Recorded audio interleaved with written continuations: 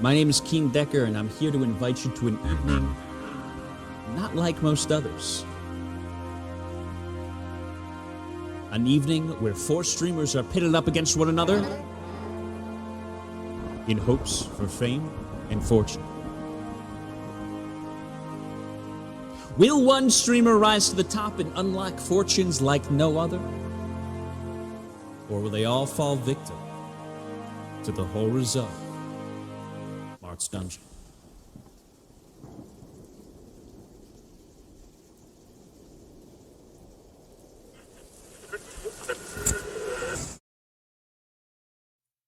Hello, Lee, not again! Why? Every time!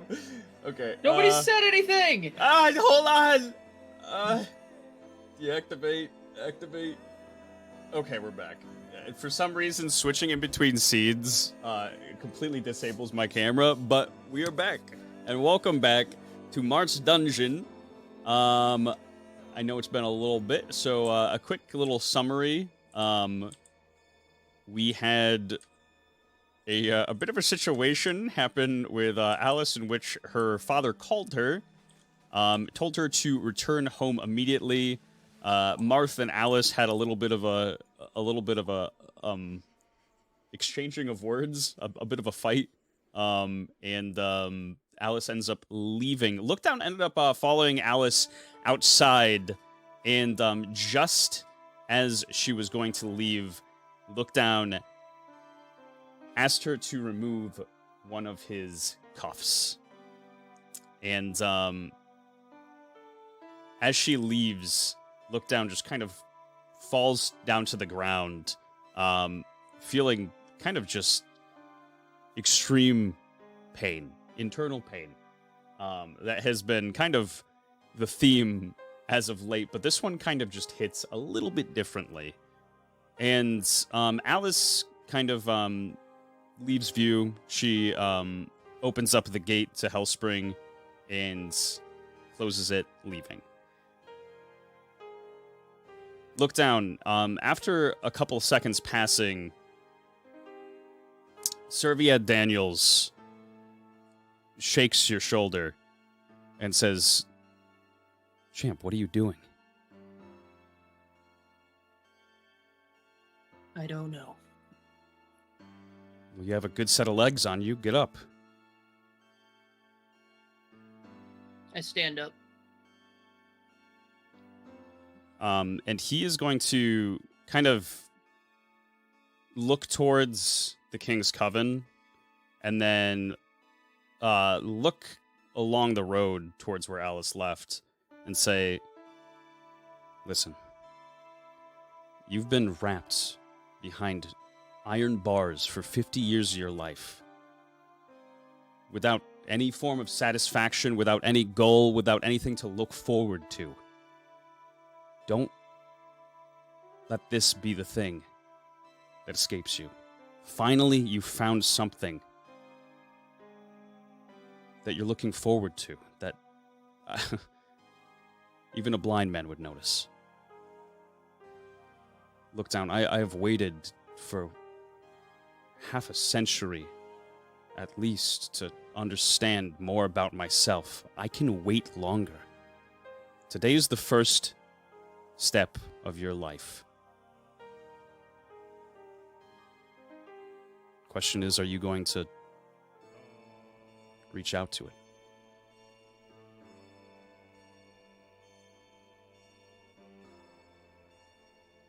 I look at Serviad. I guess Marth did say I was free. And then I take off. You leave down the path in following Alice. I think next we will go to Sir Pibbit. Let me open up the King's Coven here.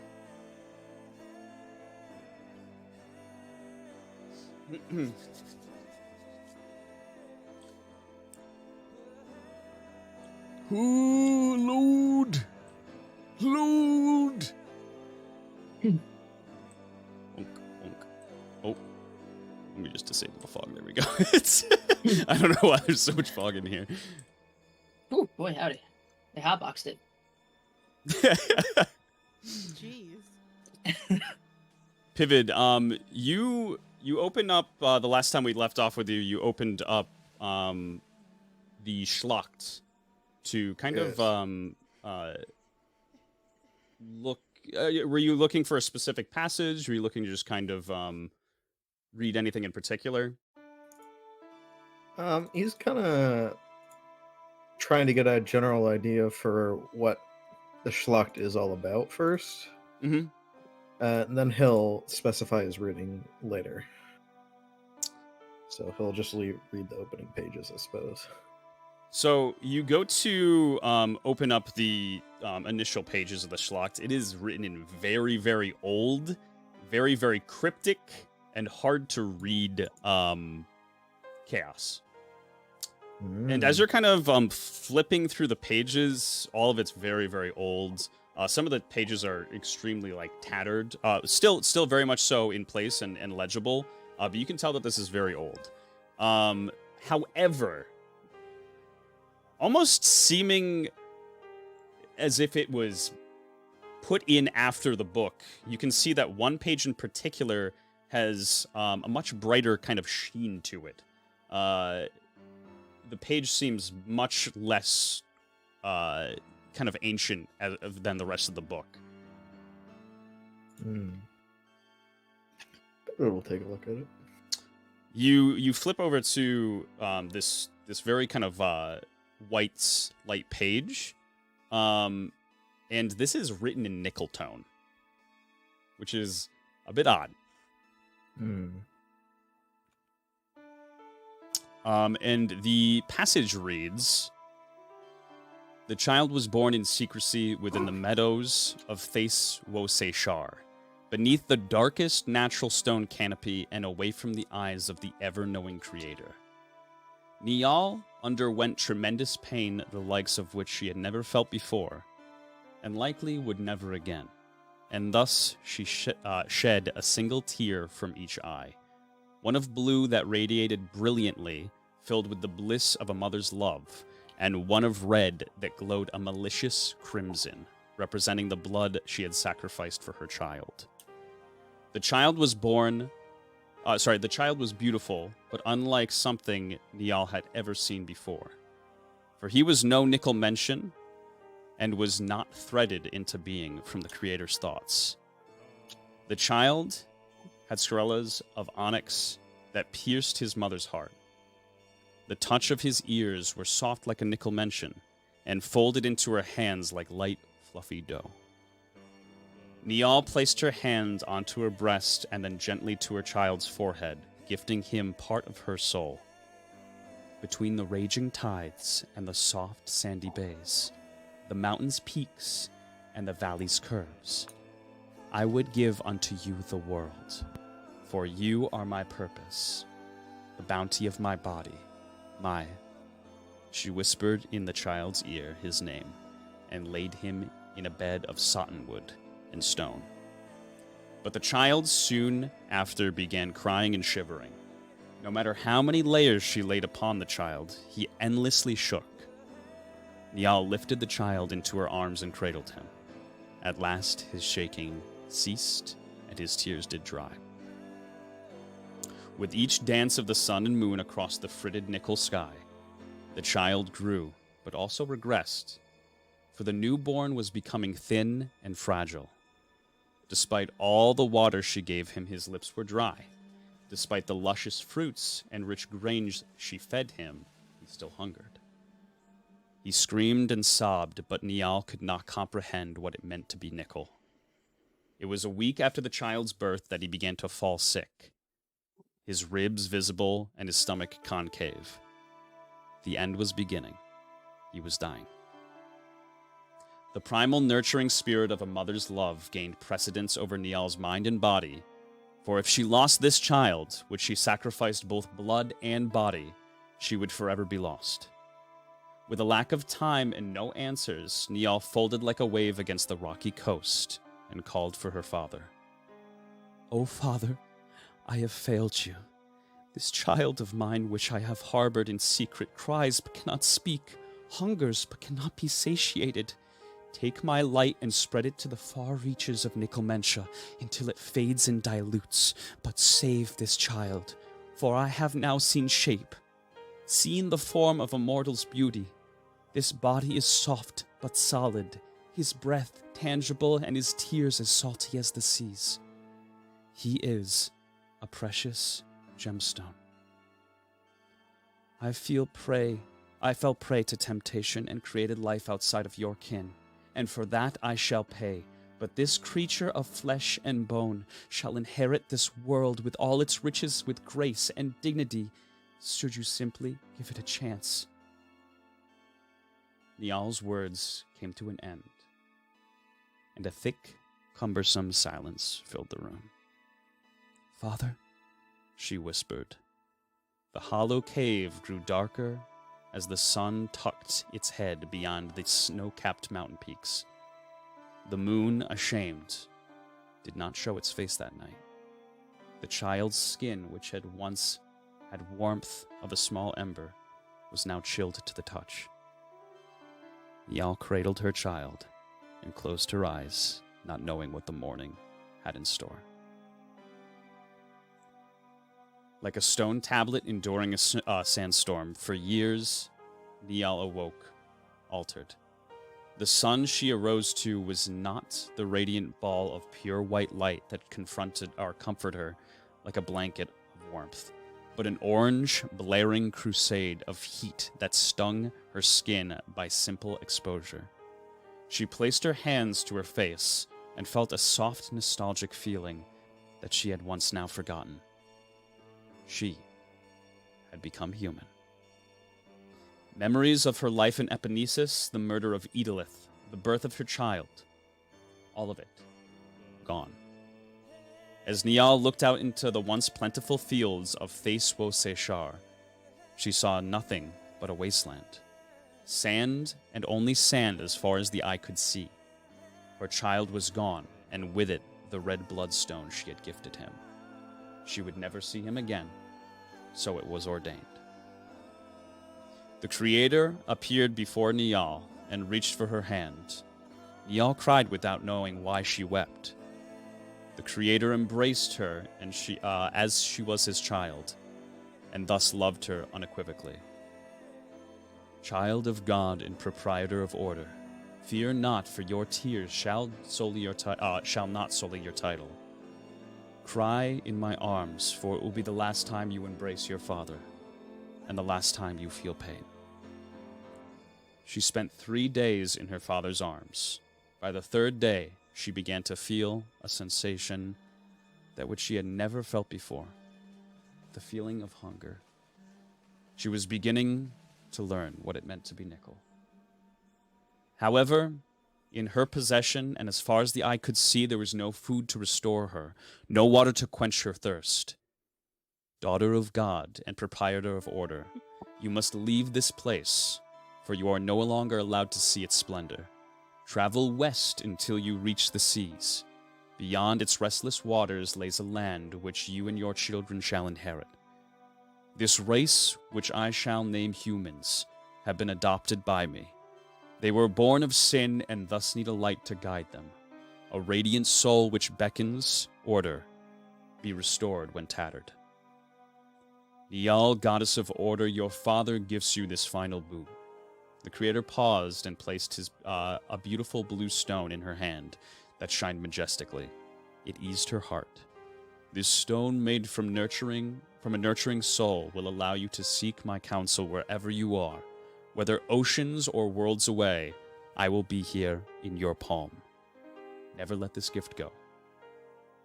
Niall bowed her head and set for the ocean.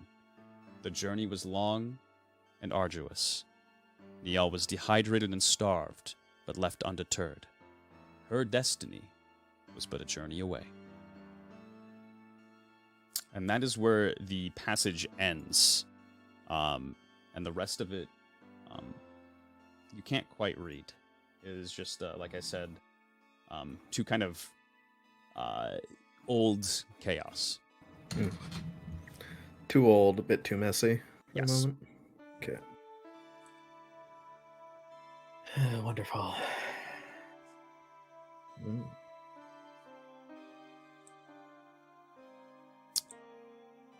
And Yarm is just kind of conked out in his chair with a book in his hand and 3 books in his lap. Fid's gonna close the slot and tuck it back into his bag. Mhm. He's going to pull out the magical tome that Yarm gifted him before. Okay. He's gonna kind of very feebly crack it open and start trying to read, and then pass out and flop onto the pages. You said pass out? Yeah. Very understandable. I was going to say, yeah, it has been a long, long day for a lot of you. Thames and Maxwell got a little bit of a rest beforehand, but even so, yeah, like Thames has been through a lot as well. So physically, you're definitely tired. Mentally, who knows? Absolutely. So Pivot kind of passes out in his chair here after reading. You kind of do the thing where you look down at the page, read a little bit, your eyes kind of close, and you kind of forgot what you've read. Doesn't really catch, so you go back and you read the passage before. You do that a couple of times before falling asleep. And we're gonna go down to Sir Temsathy here. Thames, what are you doing with your time here, your free time? He is contemplating, and he is drinking coffee.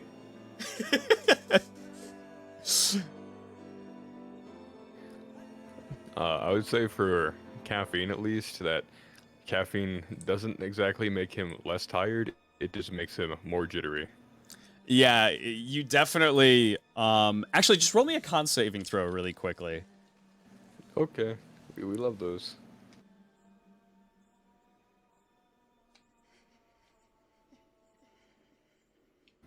-7.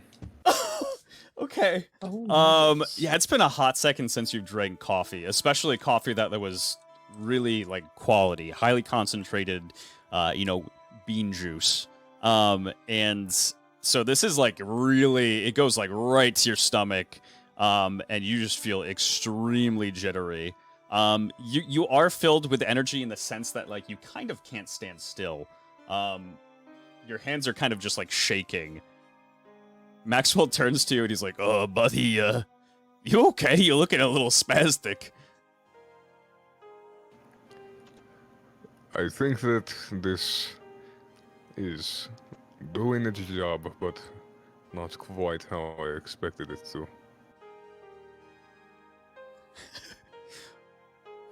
Yeah, I can kind of see that. Listen, back when I I was working hard, I worked construction for a little bit. And he goes to flex his muscle, and there's literally, you can't even tell if there's anything there. I used to drink my fair share of coffee, but I would always dilute it with water if I didn't have any food. Sometimes it really hit me hard, and I was kind of useless at work.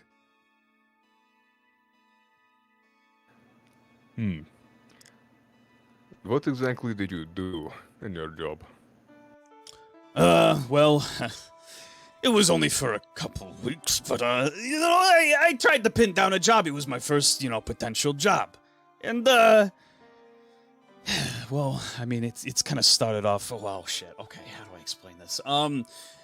My father was not a great guy, and he kind of, scoots his chair closer to you. He's like, okay, so my father wanted me to, getting good with the boss in the construction company. He wanted me to learn the craft and do a good job while I was at it. But he also wanted me to take a couple of things while I was on the job. So I,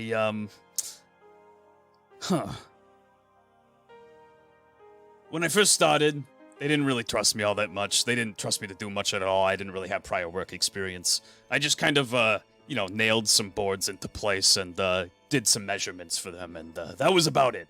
But, as things kind of went along, I started to establish a pretty good relationship with the boss. Over the 2 weeks. Yeah. Mm-mm. And I got pretty close to him one night, and I was sweating a storm. This guy was massive. This guy was, hold on, let me look at you. And he kind of like looks you up and down. He's like, yeah, not as big as you, but, probably twice as intimidating. Tim's has just one raised eyebrow. Just seeing where this is going. Well, he invited me to, go out to lunch with the guys, and his wife said that she would make the meal herself. So, went over to the wife's house, his house as well, and sat down for lunch. All the guys were joking around, making fun of me because I was the new guy, a little bit out of shape, but whatever. And at one point, I said, "My good man, I need to use the restroom." I was not good at lying. I had a really, really hard time doing that. And my boss kind of just looked at me. He's like, okay. And so I got up, and as stealthy as possible, I tried to make my way to their bedroom, and started fishing through their drawers looking for some money. But all I found was he kind of looks down to his chest and lifts up his chest a little bit. I only found some undergarments, and my boss caught me. It was pretty bad. He beat me probably twice as hard as my father ever did, and I never went back. Well, attempting to steal would do that. Say, Max, would you like to go do some training? Some training? You teaching me some carpentry? No, strength training. Oh, okay, good. Because I don't want to have to go through your drawers. Huh? But? I'm sorry. It's just really good to talk to somebody. Yeah, I would love to. Right. Well, I should probably move Penelope from off the ground before we do that. But I feel like with this newfound energy, I will not be able to sleep unless I do something. So let us go find something heavy, and we shall move it. Yeah, no problem. And he kind of steps down and does a little bit of stretches and breathing. And Tim's will walk over to Penelope, and will kind of just walk upstairs, trying to find Kyalder to ask if he can put her in one of the rooms. Perfect. Yeah, and as you kind of go to Penelope, she was just almost starry-eyed on the ground, just head spinning still. And you head up.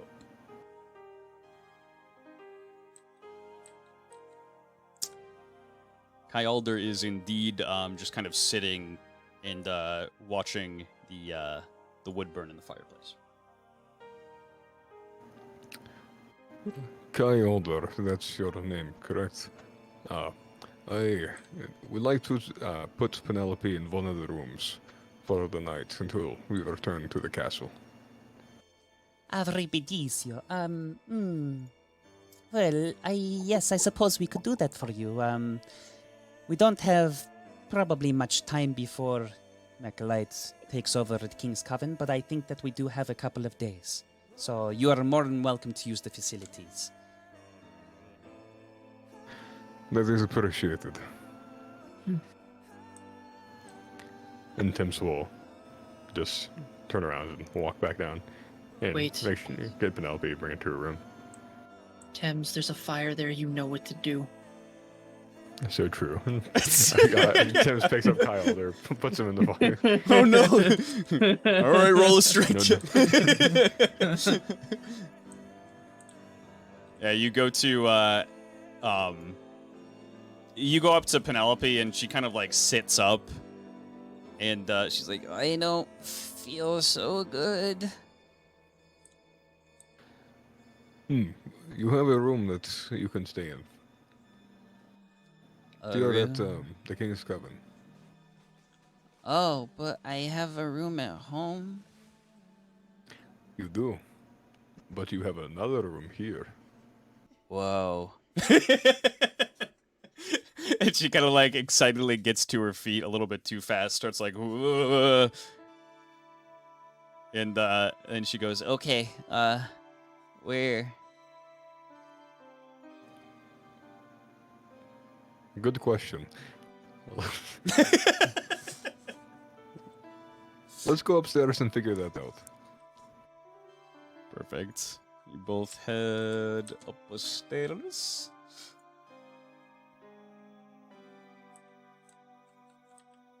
To Kai Alder, who is...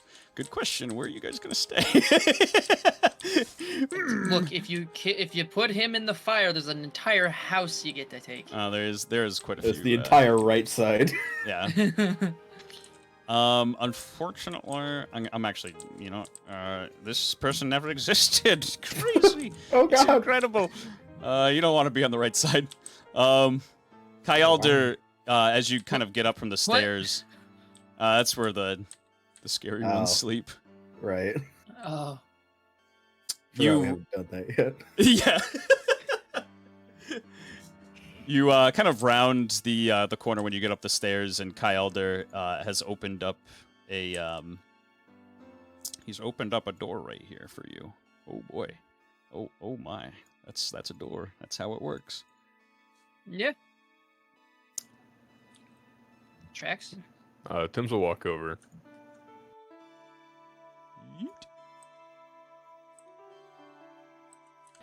And Tim's will just look over at Penelope and say, well, I think this should be good for now. Please be respectful while you stay, Penelope. Okay. Where are you guys gonna be? We'll be just downstairs. And she like drags her foot across the floor. She's like, Okay. But I'm not tired. Well, how about then while you're in the room, you see if you can beat my record. Well, again. Yeah, okay. and she like kind of like walks past you and goes into the room, and like starts to spin in a circle. She's like, okay, downstairs if I need anything, right? Exactly. Kai Elder like closes the door here. Yeet. Closes the door, and once she sees that the door is closed, she like stops spinning, looks over to her bed, and like crawls into it and falls asleep immediately. And now it's time to show that Tim's in fact was lying, as he's not going to be downstairs. Oh no. Because he doesn't want to start weightlifting in the middle of the King's Coven. And he'll go back downstairs, and before he like goes fully downstairs, he'll like look over at Kyalder and kind of just give like a nod of appreciation. He gives a nod back to you. And then we'll walk down.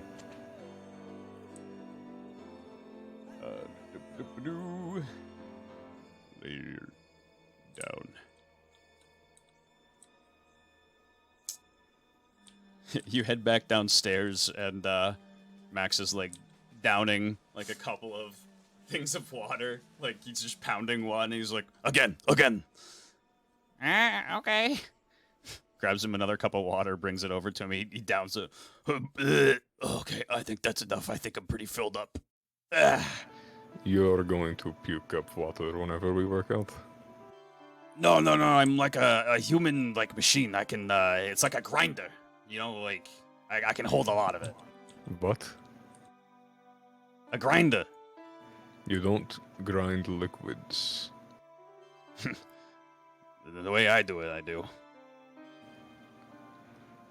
Tim just looks at him for a few seconds and then looks around, and then looks towards the door. You kind of look around and you see like Marth like from all the way downtown like raise an eyebrow. Is his feet still up on the table? Yeah.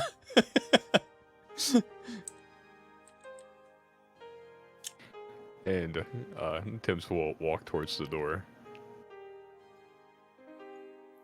Follow you. If you plan on doing something with me, then generally you want to be in the same vicinity as the person. Oh yeah, of course, cool. I just, the boys. Whew. And where would you like to head? Man, Thames, what have you gotten yourself into? Tim's is trying. Tim's will exit and then try to find something that they can use for strength training. Perfect. It's right outside in Hellspring, I'm assuming here. Yep. It's mainly for Maxwell though, so it's not going to be something too terribly challenging for Thames, but he'll try to pick out something that will be a decent thing for Max. Perfect. Thames picks something up with one hand and goes, "Yeah, I think Maxwell can do this with two." Should be able to do this. Maxwell lifts it up with his pinky finger. Okay. No Oh, no. problem. I'm only using 10% of my power, Thames. Oh shit, he did have a warrior spirit. You head outside and you kind of just like take a look around and give me an observation check. Is that a sand pit from a golf course? Like, I just realized this. It is one of those sand gardens. 17.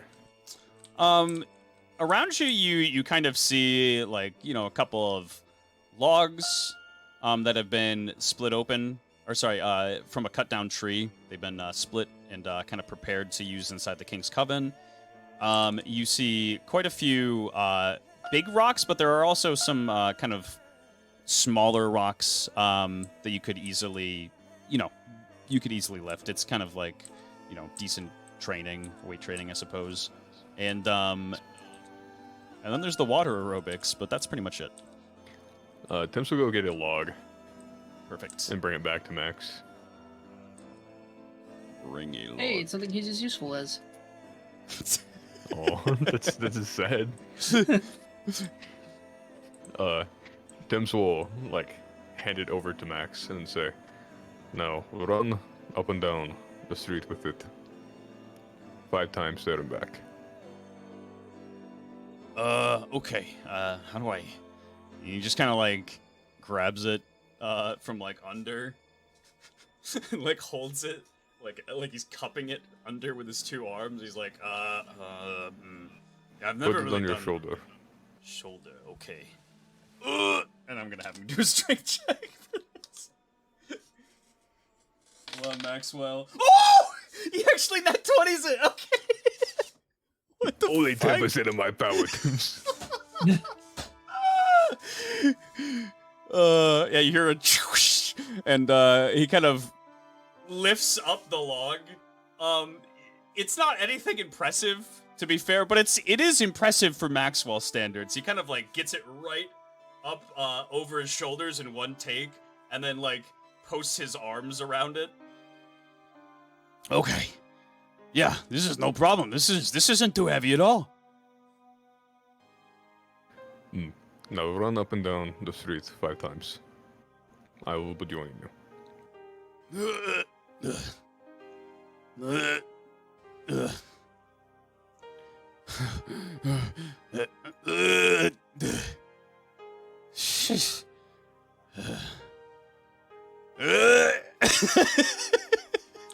Oh boy. you. We'll get there. Yeah, It's gonna be a long, arduous process. But How we'll many get times there. am I supposed to do this? 5 times there and back. Jesus. Just think of all the people that be staring at you. It'll be worth it. It'll be worth it. And yeah, he kind of slowly but surely is making his way down the road. Tim's will go grab a log and do the same thing. Perfect. Would you like to grab one of like a similar weight, or are you grabbing one that's a little bit heavier? Tim's will grab one of a similar weight, because if he grabs one of Max's and goes faster, it may be a little demotivating. Perfect. You grab it, and you're just kind of like walking normally with it. It's not too heavy for you. Actually, roll me a strength check, I guess. Do it with advantage. Is this with advantage? Yeah. Yeah, this is something that you would kind of normally be able to lift. 15. Oh, yeah. You place it right up on your shoulders and start walking with it. And almost in no time, you catch up with Maxwell. You're kind of moving at like a faster pace, but in that Thames slow fashion, where it looks like he's moving in fucking slow motion. Like whenever he gets close to Max, he'll kind of like do that jog where you're barely moving faster than walking at all, but, like to match Max's pace. Perfect. And yeah, you kind of go through for the first time, and Max is like huffing. He is huffing and huffing and puffing. And he kind of like turns around and sees that you're behind them, and he's like, "Not bad. Oh god, I feel like I'm gonna throw up. Oh god, I have a cramp. Oh my god, the grind is acting up." Set the log down. Do that in the grass if you must. And he's like, no, I got this. I got this. And he keeps going. Let's go. What a champ.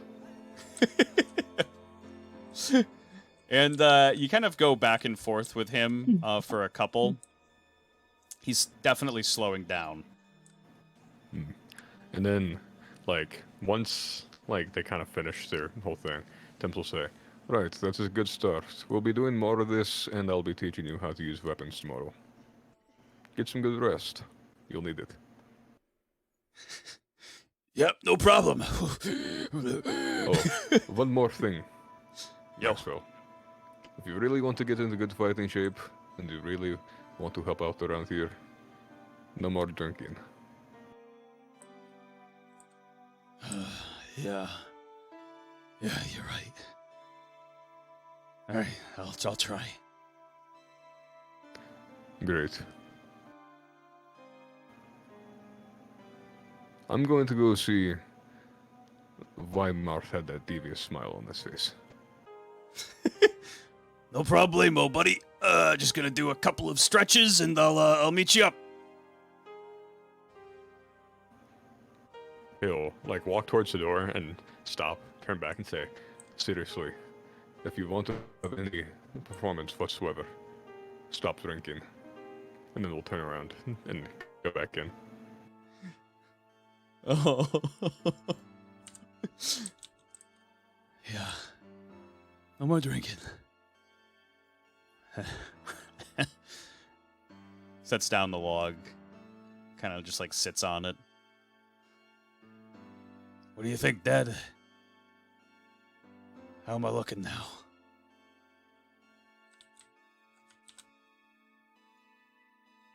Let's go, Max. It was supposed to be a workout session. What the fuck? And where am I gonna? I literally- Oh, go ahead. I legitimately was just sitting on a like saying, you know, wow, Thames really pushed him to the max joke, and I just feel like it would have been inappropriate. It's still brilliant. No, it really isn't. It really isn't. I Should have said it. Fair. You know what? You talked me into it. Damn, Thames, you really pushed Max to the limit. You pushed Max to his max. Ah. Max slowly disappears. Oh. Don't worry, he'll teleport. He'll teleport somewhere later. You wasted away. Yeah, right. Alice, so What? you have been kind of on you've been mobile for quite some time. I'm going to do a little bit of a skip forward for you. Okay. It is... Before anything else, I guess, I'm going to open up a map here. Let me actually just do this quick. Hide player screen. Roll me an observation check. 14. 14. Look down, roll me a stealth. Ah, it's gonna be one of those days. It's a 5, sir. Ah, okay. Wait, hang on. Hang on. I have a thing. 7. 7. Ah, okay. That Yeah. makes all the difference. You're okay. Yeah. She definitely did not spot you. After a couple of steps outside of Hellspring, you kind of... Here, let me actually open up that map instead. I gotta wait for this one to load first, though. Oh my god, this bush is taking a while to load. Your Discord is freaking the fuck out, Oh, dude. I imagine. Yeah, this thing is moving like at the speed of a snail. Oh no. Campfire? Nice. Let's see. Open map. Hellspring entrance. Boom, boom, boom. And here we go. So, Alice, you kind of leave the door, and immediately, you hear the door open kind of behind you, and like look down is kind of just he just appears. Jeez Louise, I thought I let her get further than that, meet her in the woods, but okay. Unfortunately, out the gate. no. In more ways than one.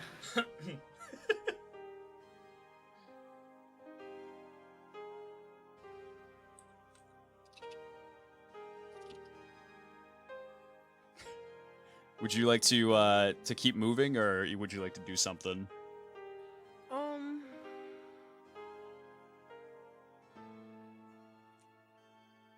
No, keep moving. Perfect. Do you kind of give any notice as to him following you? No. Alice's priority right now is get home, go home. Perfect. So you kind of just start booking it. Look down. Do you kind of follow pace? Yep. Perfect. Let me copy these two, and then we'll open up the next map. So you have been traveling now for quite a long time.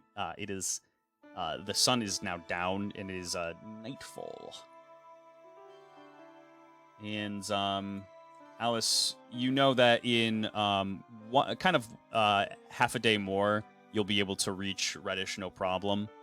But it does seem like it could be an appropriate time to just kind of take a rest. So I'll wait for this map to open up here. Okay.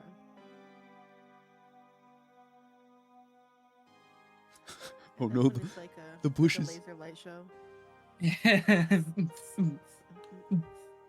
wish I could see. I have to cover my eyes because it gives me a headache. Can't wait for somebody to have a seizure from Marth's dungeon. I do love how it's phasing Pit Michael's fucking face in and out.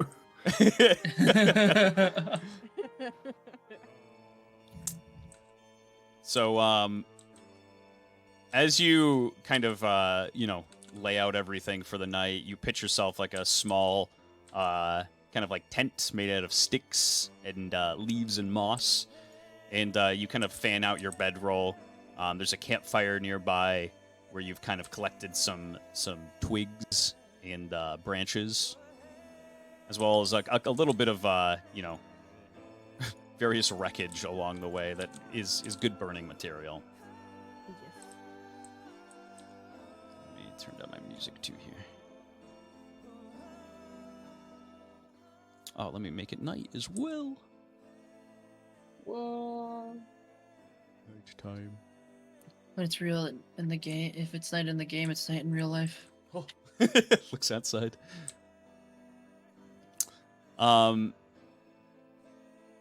Yeah, so you kind of just like pitch your tent and start to get yourself ready for rest. Look down. What are you doing here? I'll probably just find a tree to rest up against. And I will rip off a part of my clothing, my shirt, and wrap it around my head, like diagonally across my eye. Oh no. And tie it in the back in a very probably not that great tie. And actually just sit there and just I'm sorry.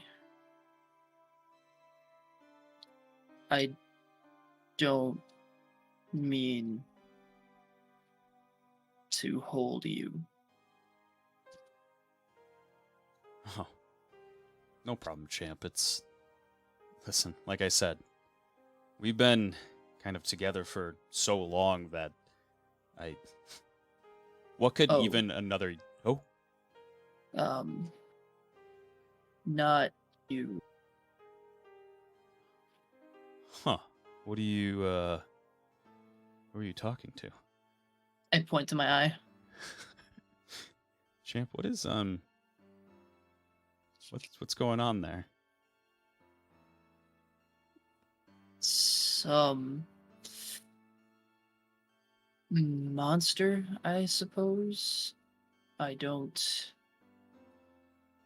know it. Huh. And it's in your eye. Yes. Okay. Maybe I'm just gonna put it out here. Maybe we could do something about that at some point. That's what I hope to do. Okay. Well, and he kind of like, he kind of like curls up, like beneath the tree, and like kind of just fans some leaves over himself. I guess I'll see you in the morning. Yes. And are you And I will- taking a sleep? I wait for Alice to fall asleep, and then I fall asleep. Perfect. Alice, are you falling asleep right away? What are you up to?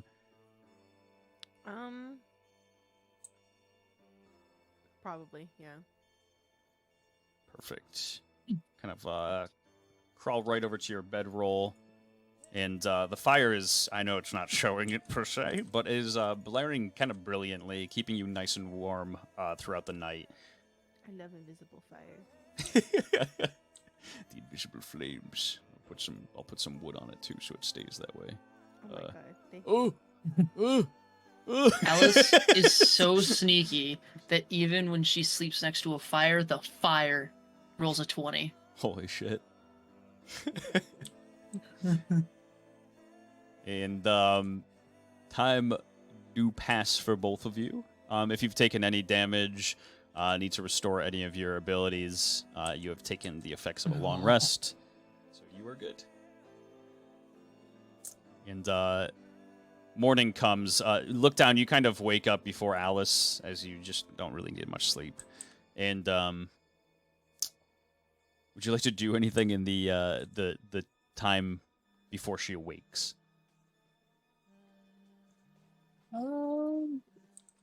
Not really, no. Perfect. You kind of just vigilantly wait. I just kind of wait, contemplating, what am I doing? What is happening? Where am I? I mean, it's all new. She's just like, I kind of went after this person, and now I'm just like, man, Stalking. what? Yeah. Not knowing he's stalking them, to be fair, he's just, He's just a little guy. He's It's only just a little guy, Serviad you know, that he's- knows that you're stalking her. He's nervous, okay? He's just a little guy doing little guy things. Alice, as you kind of wake up, you awake to what was kind of a nightmare, and you just kind of jolt up, with kind of like your knife at your side. you kind of look around and look down. Can you just roll me a stealth one more time? Yep, it's gonna be one of those days. I'm not moving, so I'm not gonna take the silent steps thing. So that's gonna be a another 7 though. Alice, give me an observation. 19. Yeah, so Alice, you kind of like wake up in shock, and you knew exactly where he went just right from the bat. Like he was kind of thinking that he would be out of view right around this area here that he's resting. But you just kind of look over, and his legs are just like fanned out. There's like a little bit of foliage on him, and you just see him like staring out.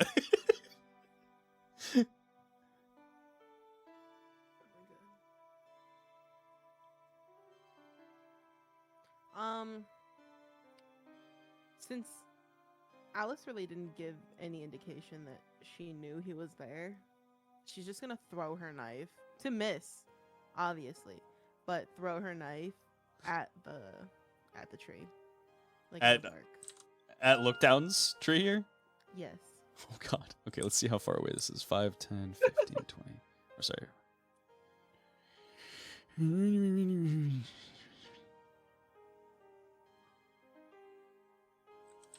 Let's see, and then I'm gonna look at the throwing rules quick here. I'll give you a, Oh boy. basis of what's this gonna look like. Oops. Wiki. Open wiki. System rules. Throwing. Alright, so this is a regular object. It can be thrown up to a base of 70 feet. This can change based on your strength modifier times 2. Your dex modifier is added to the hit roll for the throw. If the throw is over 30 feet, it takes -3 to the hit. So take a -3 to a hit roll, and add your dex modifier to it, and let me know what it is. Roll a 1 and just hit me. Do it. Stabs the look down. Yeah. That's what he gets. I It is- just took a long rest. Wake up. So it's a whiff. So yeah, it's like the regular D20 roll, -3, and then add whatever your dex is to it. 19. Oh, okay, perfect. So you kind of throw the knife. It's a pretty long throw, but you throw it right into the bark of the tree, just kind of like not necessarily super close to Lookdown's head, but like maybe 2 feet above it, and it gets stuck right in the bark. Just look up and see Serbia Daniels stabbed with a knife. Pinned to the tree.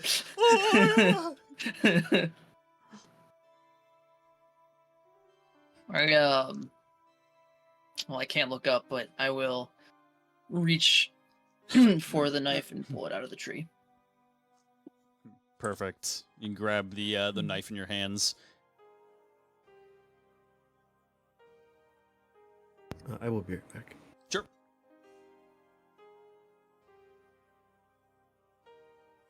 And then I'll just kind of stand up. Perfect. Are you gonna move towards her? Or are you just gonna stand in place? What do you think? I mean, Take her knife. it is one of those. It is like an awkwardly stands there a little awkwardly long, and then starts walking forward. Start kind of just like walking forward towards her.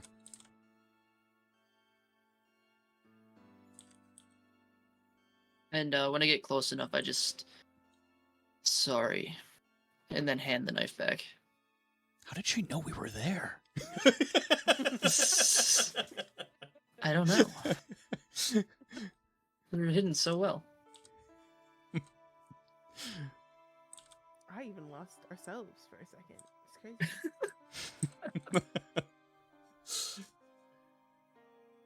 Alice is gonna look down and say, "Why did you follow me?" I was told that I was free. And with your freedom, you decided to follow me. Yes.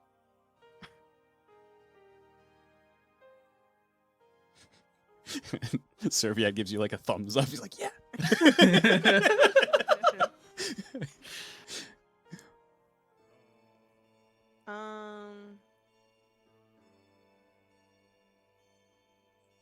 Alice is gonna say, well,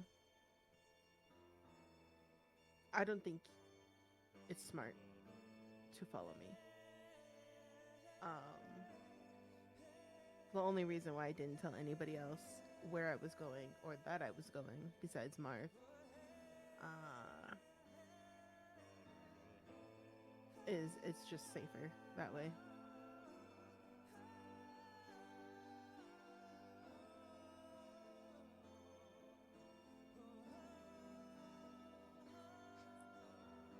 And that's just a nice way to put it. What danger? My father.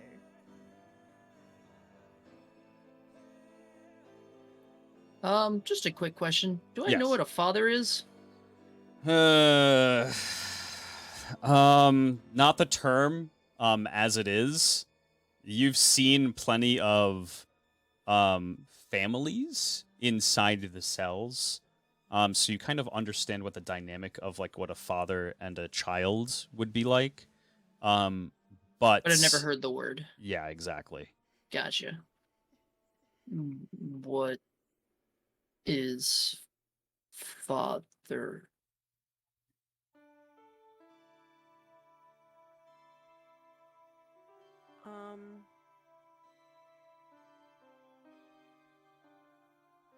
I don't even know how to answer that.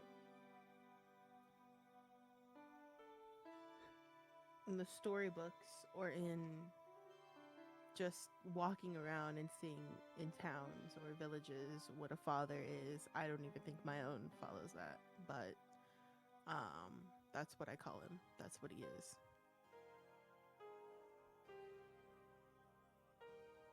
Okay.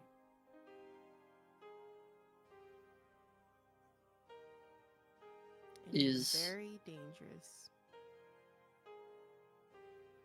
not good. Not good.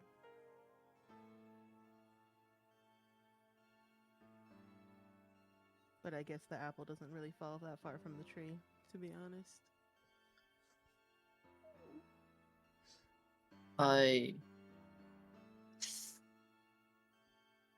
Apple? It's a term. And then she's gonna turn around and roll her bedroll. Like now, just you stand there confused.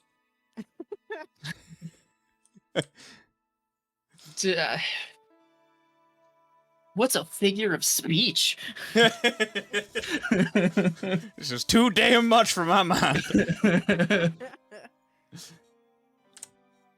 You roll up your bedroll and kind of tuck it. I'm gonna go walk over to the fire and start like kicking it. Stomp it. All the embers. Pour a little water. Grab a little water from the little pond over here and toss it on. And No, yeah, just you extinguish spits it. on it. No, I'm kidding.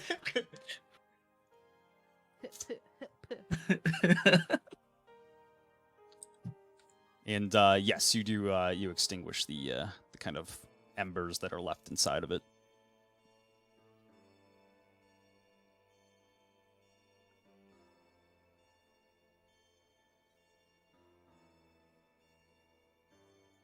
As she's doing it, she's just kind of waiting to see if Look Down has any more questions before she takes off. He's not a very intuitive person.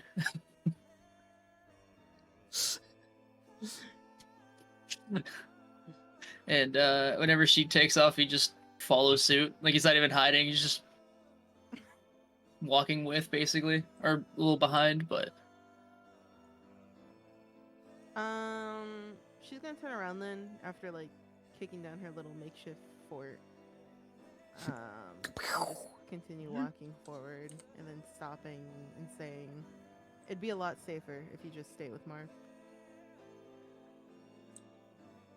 And then she's just gonna continue walking. And Serviette Daniels kind of like looks at you with his like eyes wide open. He's like, "Champ, I don't know how to get home."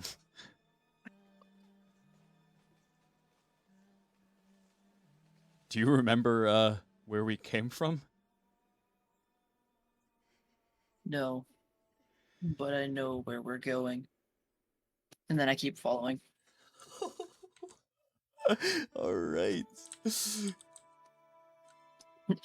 See, the problem is there's no scope of what dangerous is, because everything that Look Down has gone through in his life is dangerous. And since leaving, it's been dangerous. And he's like, all right, fuck it. Beautiful. Beautiful. I can't wait for this. Let's see. Oh, that's the end of Look Down, everyone. So long. We are going to open up to the King's Coven here. We'll start off with Mr. Pivot here, taking his little nap. Didn't Thames want to talk to Marth? Yes. Yes. There's a reason that I'm going to start off with you here. Sorry, Alice, but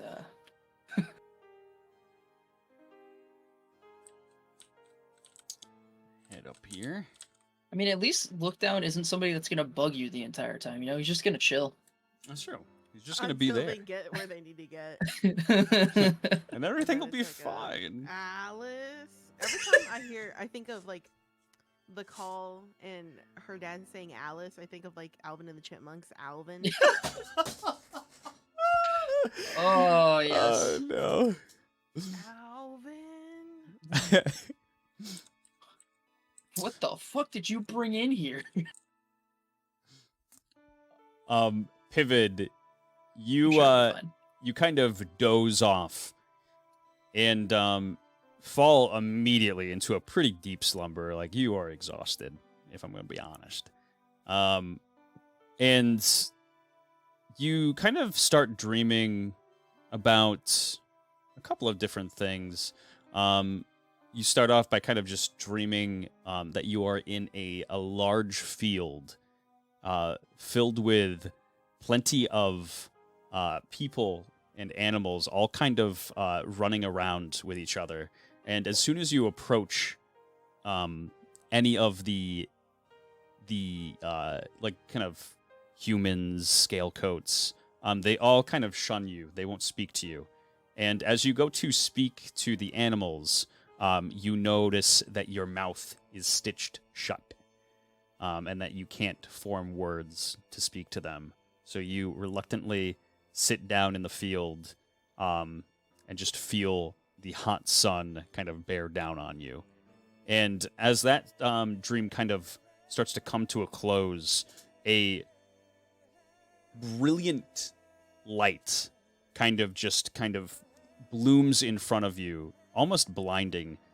And there is a small form inside this light that slowly starts to approach forward. And it is filled with a very soft and sweet voice.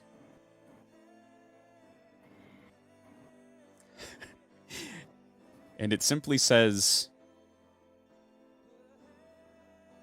"Child,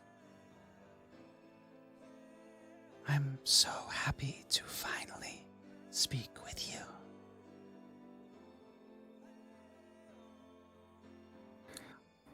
Vid kind of makes like a mouth motion to talk, but realizes he can't.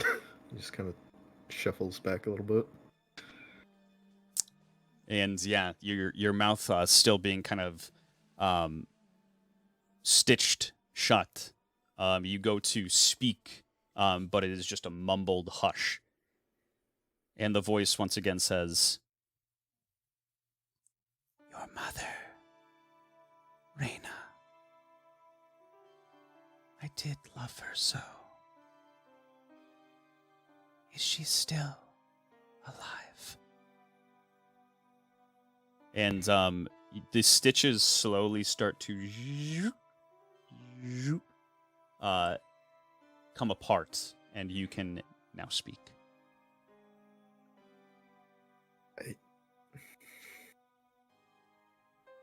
No. No, she's not. He just kind of looks down. I'm sorry to hear that. Have she been sent off? As he's looking down, Pivot just kind of like clenches his eyes shut harshly and just shakes his head. I see.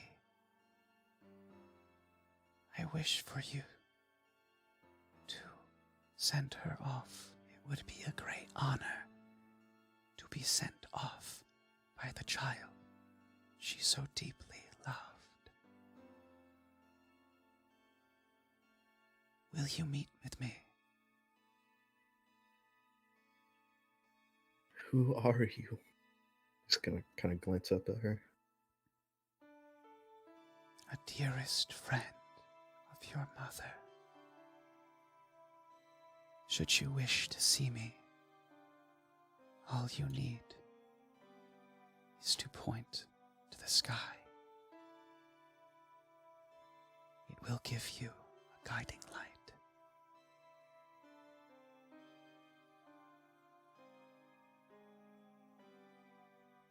Okay.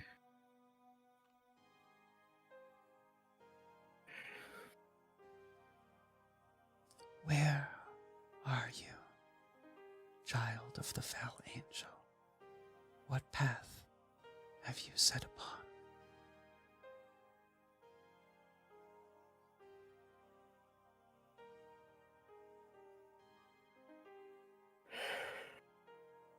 I wish to set upon the path of hope. I want to fix things. Help people. It's been done to me. It's happened in my life. Don't want it to happen to others. Anguish in the soul. I felt a twinge just the other day.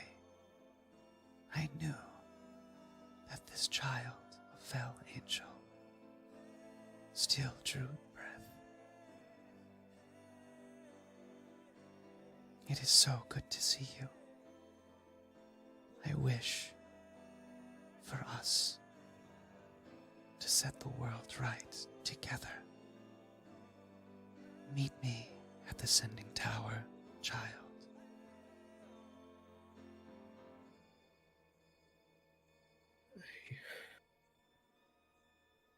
Okay.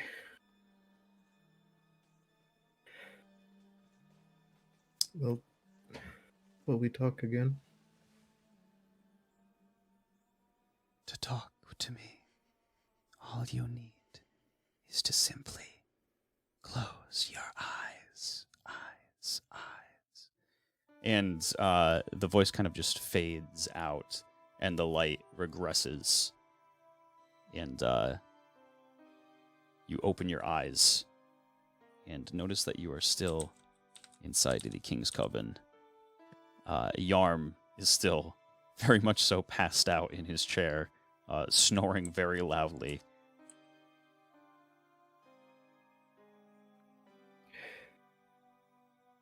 Fid's gonna like shakily close the tome in front of him and just push it to the side on the table. Pull his mask off, put his face in his hands, and just silently cry. Oh no. Oh no, bruh. Fucking Pikachu crying gif, man. I'm feeling it. Thames, you walk in. He Bravo. teleported. Nothing personal. You walk back into the King's Coven, Thames. And Marth is still kind of...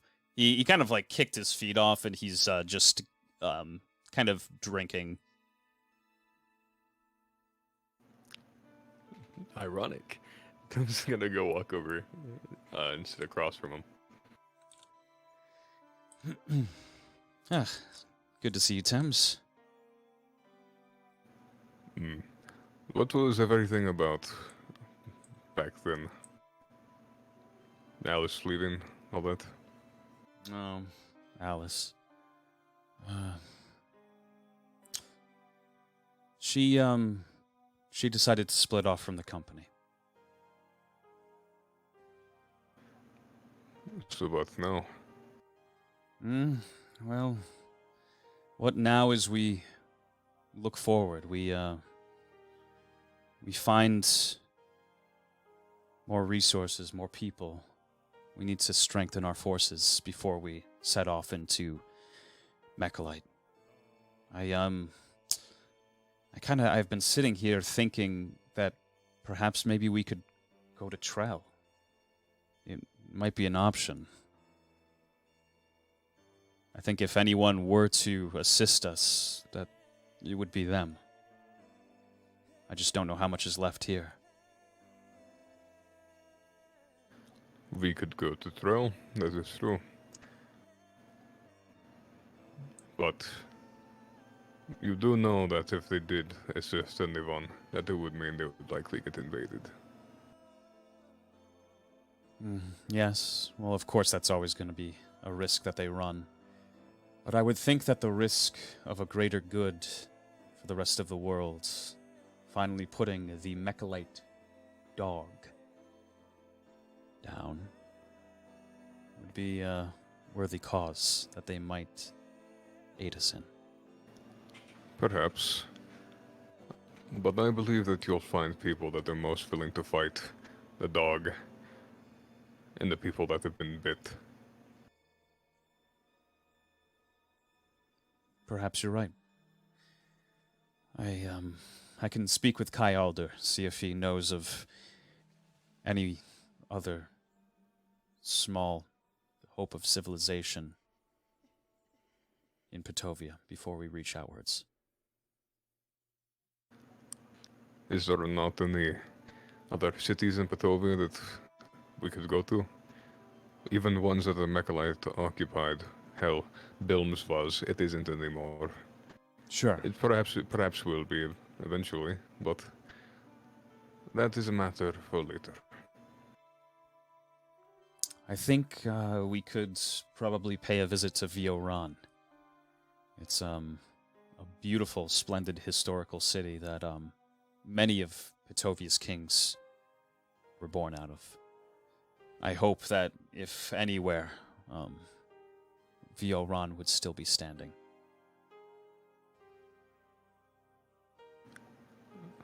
We also need to find somewhere for supplies, and we need to start putting up some kind of base of our own.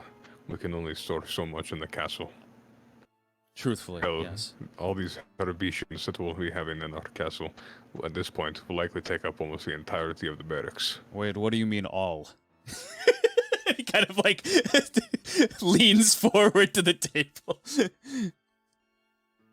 Did you not approve of the Arabians and the brothers and sisters?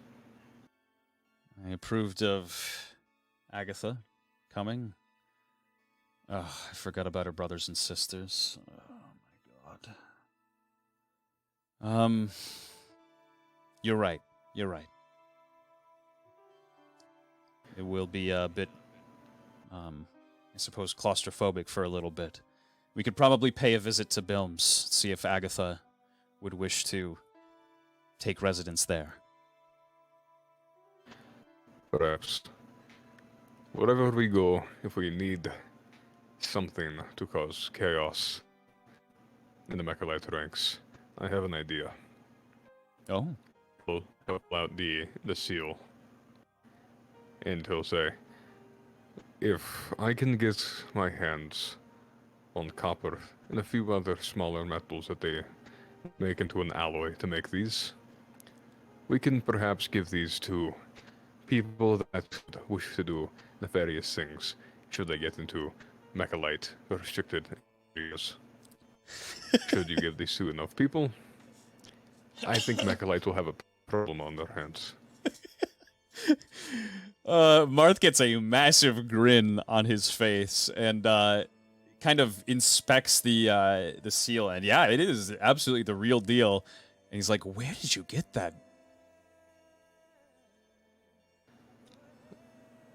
Probably a corpse. I'm not going to lie, it's a little fuzzy of where I got it. But I can make these. I can replicate them down to the last detail. And should enough people get them, well, there will be a little bit of chaos for at least a week before they somehow come up with a new design. If I get my hand on that, extend it by another week. Well, that's a fine idea. Surely we can find plenty of copper around Pitovia. It grows like, weeds. I'm sure if we run into any form of civilization, that they would most certainly, above all else, have copper.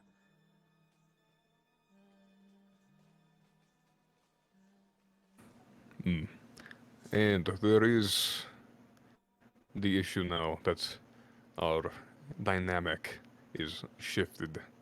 We are no longer as powerful as a scouting or expeditionary force without Alice. As much as I assume it would pain you to think about, they did increase our chances of successful missions. At least I'm pretty sure about that one. And Marth, kind of reluctantly rolls his eyes and he says, "Yes, she's incredibly gifted. Not for nothing.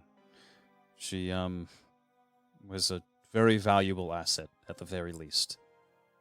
I just, I didn't want to cut Alice loose, but I need to know at the end of the day that we're all in this together. We're all fighting for a greater purpose. And that realistically comes down to her being able to follow orders, should she need to.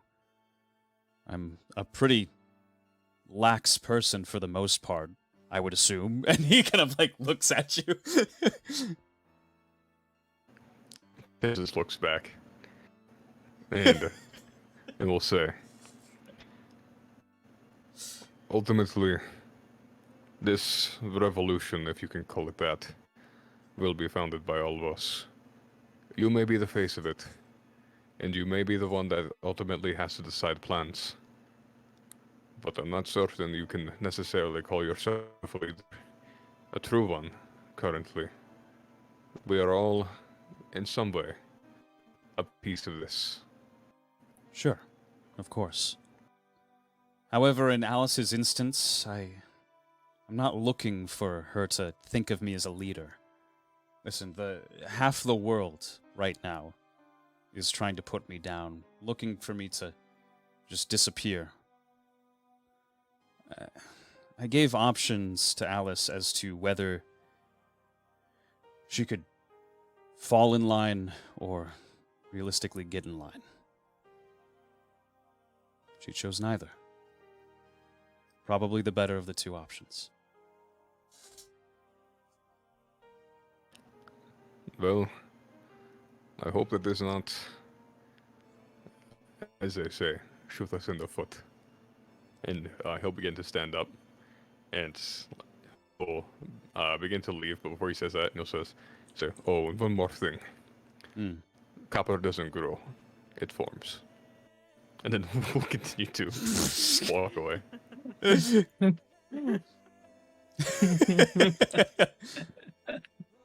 And he just kind of like rolls his eyes at you. Man, the insubordination. I swear. And where would you like to go, Thames? He'll go check on Penelope, and he'll like probably just go to the couch and just lay down. Let's see. Oops. Need to ring you up. The Or not a couch, a chair. The chair's here. Okay, perfect. Yep. He's not here anymore. He's not here. He's gone upstairs. Yeah, you kind of look in on Penelope, and she is fast asleep.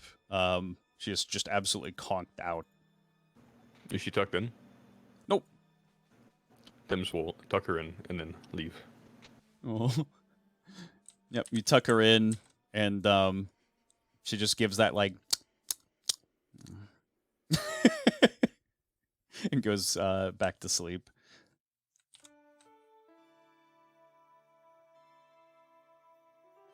And go take a little seat here.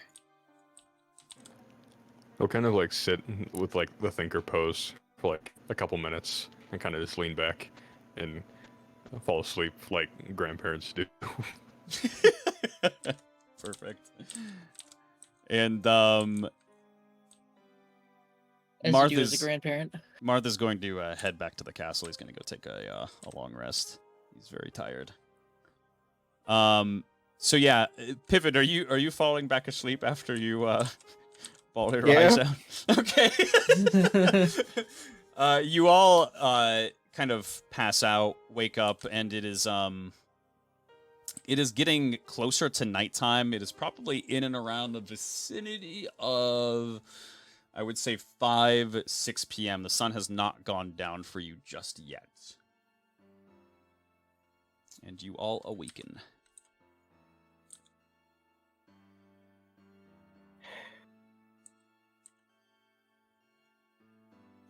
By now, Pivot, Yarm is, he's fully awake, and he's, like, kind of, like, sneaking around, like, trying not to, step on any, like, wooden boards, but he's not doing it very effectively. You just hear, as he's, like, trying to go get to some books. Pud's gonna kind of lightly shake his head, rub at his eyes like really quickly, and then reaffix his mask on his face. I'll just kind of glance over at Yarm, just say, it's all right, Master Yarm. I'm awake now. Oh, it's good to see you awake yet again. My young apprentice, haha. I wasn't sneaking. This is just my regular walk. I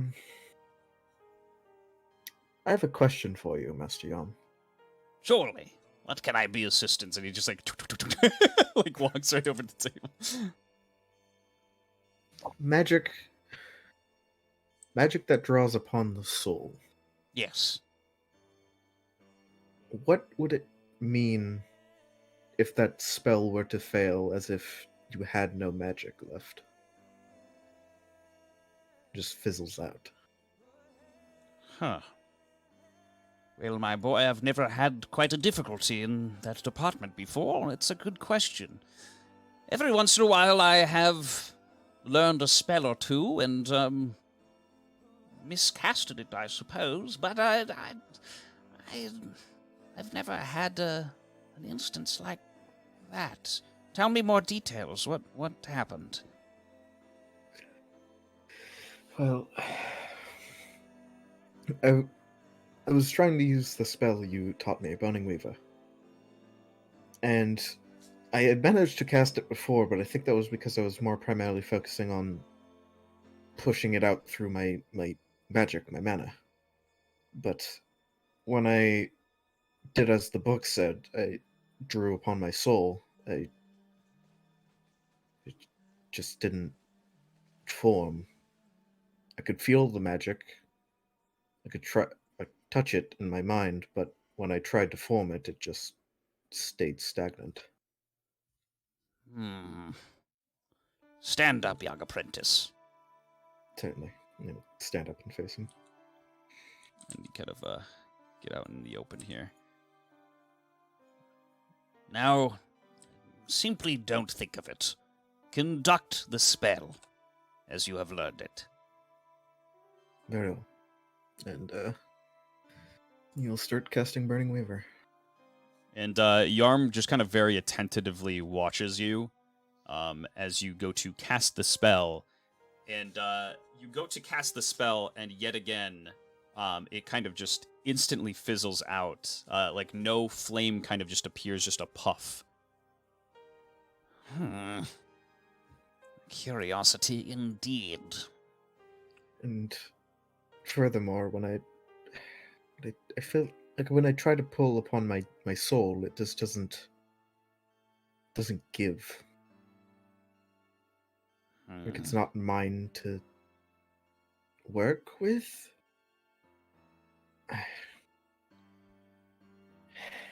Well, my child, I suppose you would have to speak with a professional on the matter. I suppose you could talk to a immortals, a sender. Senders would have the capability to be able to read into the issue more effectively. Other than that, well, there's only praying. Find a church. Find a deity to speak to on the matter, perhaps. If you're lucky, they might reach it back out to you. Sender, huh? Yes, senders. Have you heard of them before? They usually specify or specialize in sending fallen souls to the afterlife. Yes. Very good. Yes, they spend much of their life in a pilgrimage training for this. You would absolutely be able to find at least a couple of them at the sending towers. There is, if I remember correctly, in my travels, there is one in Mechalite. I do know of there to be one in Trell, and, well, before Petovia has fallen, there was indeed one at the Tower of the Creator, but I don't know if that still stands. I see. Thank you, Master Young. I'll kind of give a quick bow. Yes, of course. I wish you the best in your soul searching. I wish I had new books to read. If I find any interesting ones, I'll certainly come back with them. That would Especially be if wonderful. they're fire related. Ooh, yes, especially if they're fire related. How did you know I have a thing for fire? Just a hunch. Excellent. Where do we,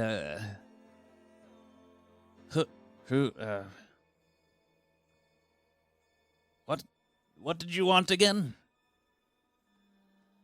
No, nothing much. Just a few small questions. You've answered quite magnificently, sir. Of course I have. Oh, shit, not again.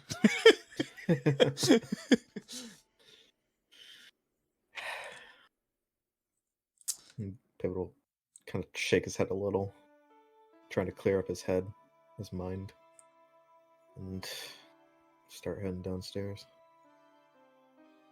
Perfect. You head down the stairs. And kind of walk down, and you spot Thames has fallen back in the chair. It is now kind of on the ground, facing upwards, and he is on his shell, rocking back and forth.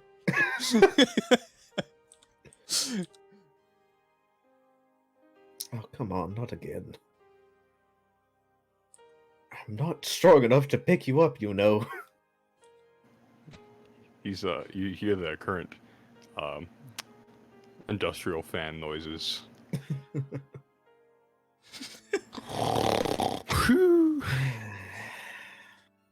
Very well. Pivotal. Walk further downstairs. Perfect. You give me an observation check really quickly. Sure. I believe that is a 12. Oh, okay. Never mind. Do you nothing out of the ordinary here. You walk downstairs. Oh, wonderful. Let's see. And you kind of get downstairs here, and Duck has prepared a kind of just a display of food for all of the various soldiers, workers, and your party as well. Nice little breakfast. Good morning, my friend. I don't believe we've been acquainted yet. The name's Duck. Oh. I'm Pivot. A pleasure. To you too. It's a splendid weather we're having. Just... That spatula looks familiar. Ah, yes, my spatula. Did, Alice picked that up, didn't she? Did she bring it to you? Very brave, yes. She went down into the well, picked it up for me. And, I've been cooking the best food I've ever cooked since. It's good to hear. Oh, I don't suppose I could get some breakfast, Of course. And he kind of like heads into the kitchen and like grabs a plate for you and sets it down. And there's kind of like a just a buffet and like display of food out here for you to grab through. A lot of fruits, eggs, and like biscuits, as well as a couple of meats. It'll mostly keep to fruits, eggs, and biscuits. A very Perfect. small amount of meat. He's got to keep his form. Stimulate the mind, not the body. And as you're kind of sitting down, Pivot, oh boy. You have none other than Marth kind of run into the King's Coven, and he sees you and immediately runs up to you, and he says, we got some bad news. Pivot kind of like sets his fork down and it kind of turns towards Martha. What? What's the bad news? Okay, so, shit. I was sleeping inside of the castle, and that fog that was kind of bellowing near that door. I never really asked you about that, but that fog it's starting to grow. What? It's reaching into the castle. Has it ever done that before? No. Why would it do that? What? I'm not entirely sure, but I don't know who else to ask. I mean, you're the one I'll who go would take a know look. these Let's things. go. Come on. Thank you. And Thank you for the meal, Doc. I must go. Gobble, gobble, gobble, gobble. Marth grabs a biscuit and runs. And we are going to do another grab you guys and bring you over to the castle. Oh boy. With that magic Everybody's really just in spring. shambles, huh? Everything's going okay. Everything's fine. Don't worry about it.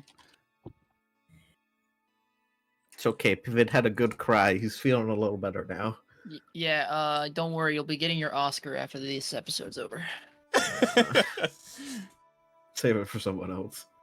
Nope, that was a fucking stellar performance that had me in tears. Yeah, I was fucking very sad. I was a very sad boy. I gave you a round of applause at the end of that shit. And you both kind of run in. Notice that there's a giant dead corpse of a monster that is burnt up outside, but not enough to really kind of slow your stride in running in here to check on things. And you run past the door here, and Marth kind of just guides you immediately over to the downstairs and opens up this door.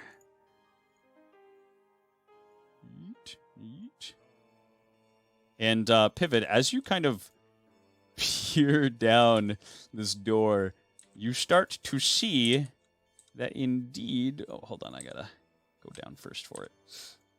That indeed, the fog has started to expand wildly. It has now, from what you can assume, covered the dungeon as well as probably the cafeteria as well.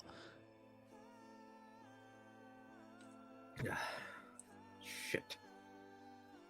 Pivot's gonna kind of approach the edge of it. Perfect. You try to get a feeling for it. Give me an arcane check. Okay. This is now at a +5 due to his level up. Hey, let's go again. That is a 20. Oh yeah. Yeah, you can see that this is active magic at work. It is a kind of a brilliant mix of magic as well as chaos. And the two are kind of coinciding and just swirling around each other. And it looks ravenous. It looks like it wants to grow.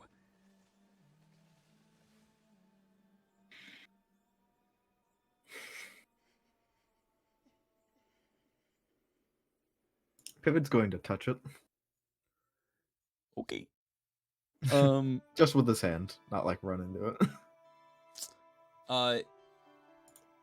Whew. Give me a just give me a con saving throw really quickly. Sure thing. 3. Yeah, you go to reach your hands into this, and it starts to kind of just sear it. You can feel just a bit of pain as you kind of bring your hand back. Because you didn't kind of fully put it in, you're only going to take 1 chaos damage and 1 magic damage.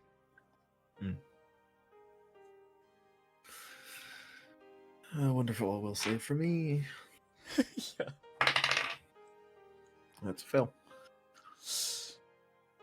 Is everything okay? I had no idea what to do.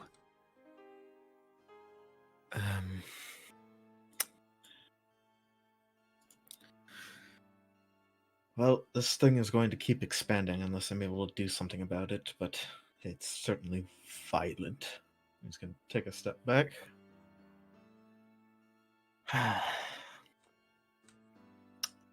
Time for some magic, I suppose. Oh boy. He's gonna try to cast Solyet Siphon on the fog. Okay. Let's see. So you go to cast Solyet Siphon, and you kind of like concentrate it right in a big puff of this fog, and it disperses it and sends it kind of flying out, and then just quickly it goes and kind of just forms back into shape. Ugh.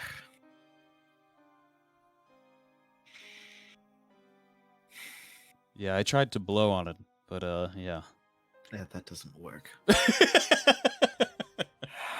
Which means we have to try and cut this off at the source. Which is easier said than done. The source, do you know what's down there? No. Well, Vaguely. I believe it's Soyet's laboratory. This fog has been kind of hanging around in the entryway for some time. Almost a year, I believe. Great. I never saw it doing this. Well, it seems like we'll need some muscle. I'll go get Thames and Look Down. Do you know where Look Down is? I checked his room, but it's not in there. No, I don't know where he is. I was in the library most of the day, if I wasn't in the well. Right. Well, I'll be Maybe back. Thames knows? Yeah, let me go ask him. And Marth kind of just like, too old for this. Getting that cardio in today. Piz is kind of going to stand there trying to rack his brain on what to do here. The throne is not important. I thought that was hilarious. Let's see. Let's go back to the. I'm just walking. What did you do? Yeah, perhaps.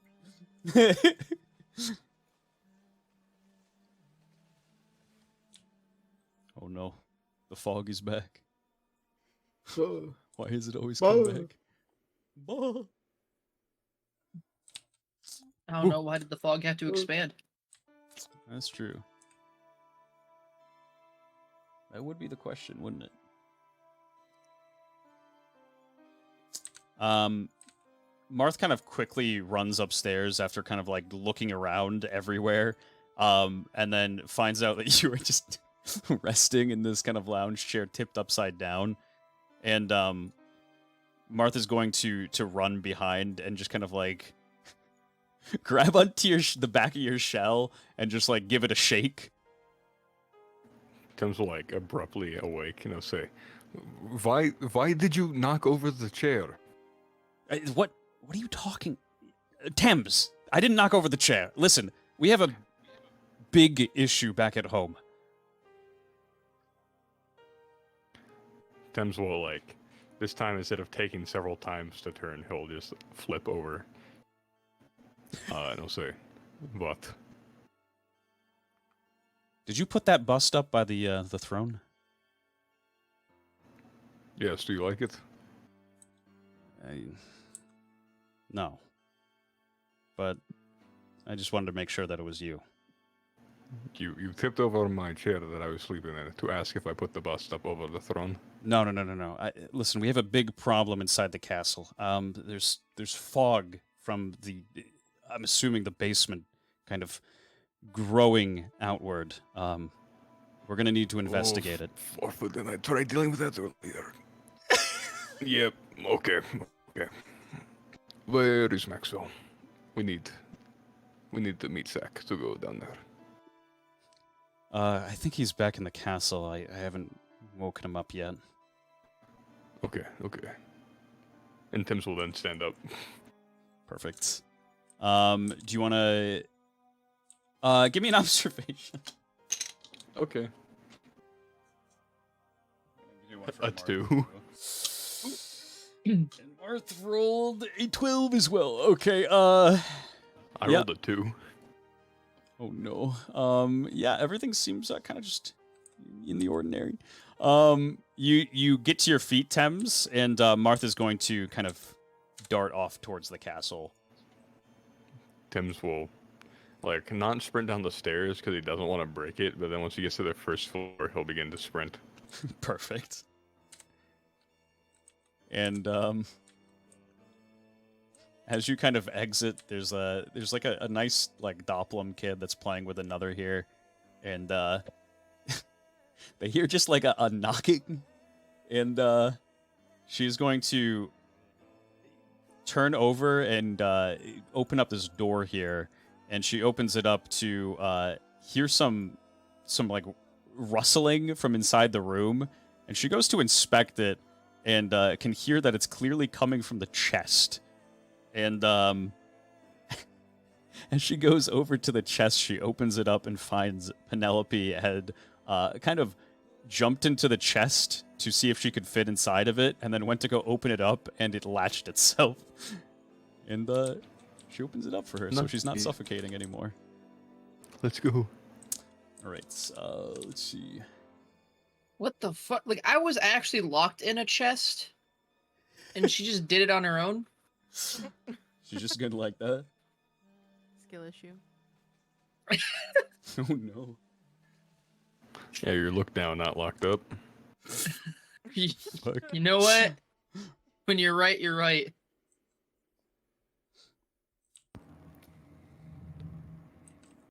I just, I've heard so many siblings today, look around. It's been nice, that my entire family tree is just getting some recognition. You finally found your family. Yeah. How fucked would that be to find out I have siblings and one's just like, look side, look up? David, once Marth is gone for a little bit, he's gonna kind of like wander around the building, try to see if anything's different, like changed, or, like triggered. Sure. Just give me a kind of like an observation. Okay. Awesome, 7. No, so kind of as you're running throughout the castle, you just see that Thames has kind of worked on a couple of rooms and opened them up, as well as kind of just like some like stonework. You made the sculpture, obviously, but just other than that, nothing really pops out to you out of the ordinary. New bridges can walk on water. Wow, it's quite dusty in here. Just gonna kind of glance over at the throne. Agatha. Ah, Lightbearer. Good to see you. Why are you sitting in the throne? What? He just kind of points at the chair. Oh. I don't know where to go. Fair enough. What the hell? And as you're kind of talking to her, Thames and Marth's arrive. Marth definitely before Thames, and Thames does his great old shuffle run, just a little bit behind Marth here.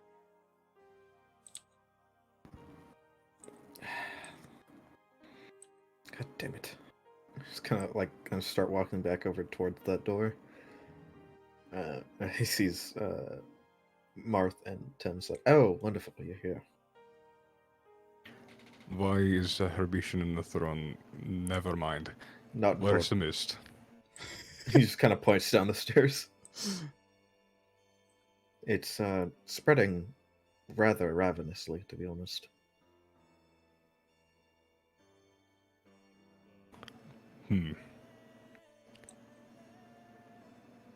I can't go into.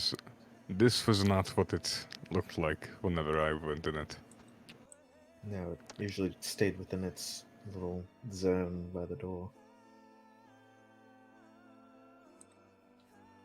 Whenever I tried to Disturb it get in somehow? this, whenever I tried to go through the mist to see what was the source, there was a big metal door that not even I could move.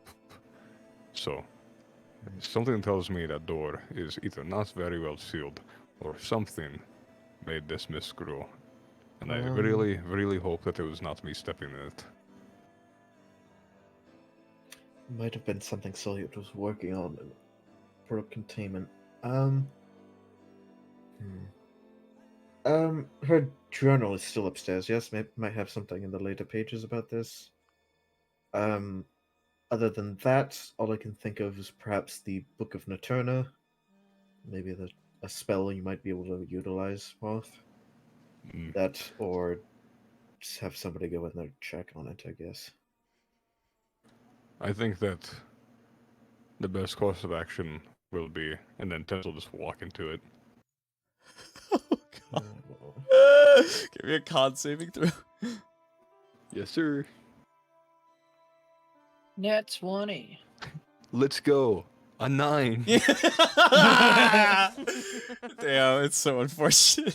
You kind of just walk straight first into this fog, and you feel an absolute searing, hateful, just burning pain just crawl all over your body. And go ahead and take 5 chaos damage and 5 magical damage. Okay. How long can I like press on before I begin hurting again? I'm gonna say like, oops. Oh yeah, let me bring you down here. I would say that you got 5, 10, 15, 20, 25, 30, 35, 40. I would say like 60 feet or so. Every 60 feet, you're gonna take another 10 damage. Okay. Thames will try to get to the source.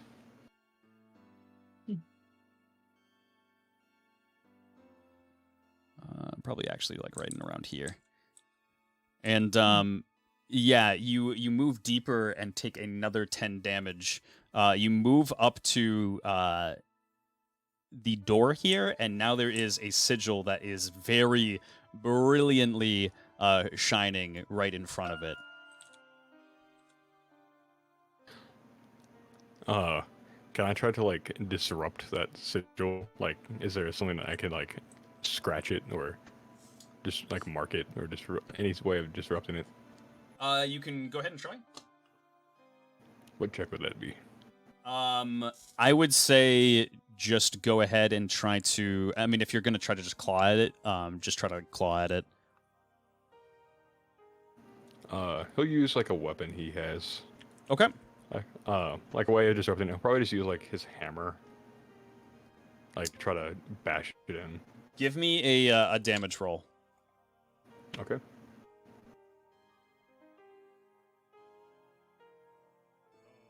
If hammer doesn't work, it's overtime.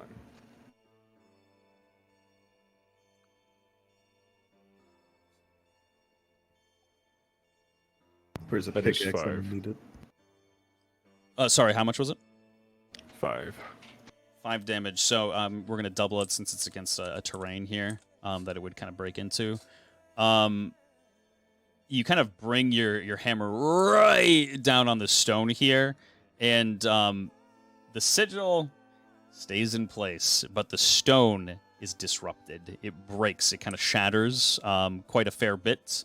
Doesn't like break right through the floor or anything, but definitely breaks quite a lot of the stone.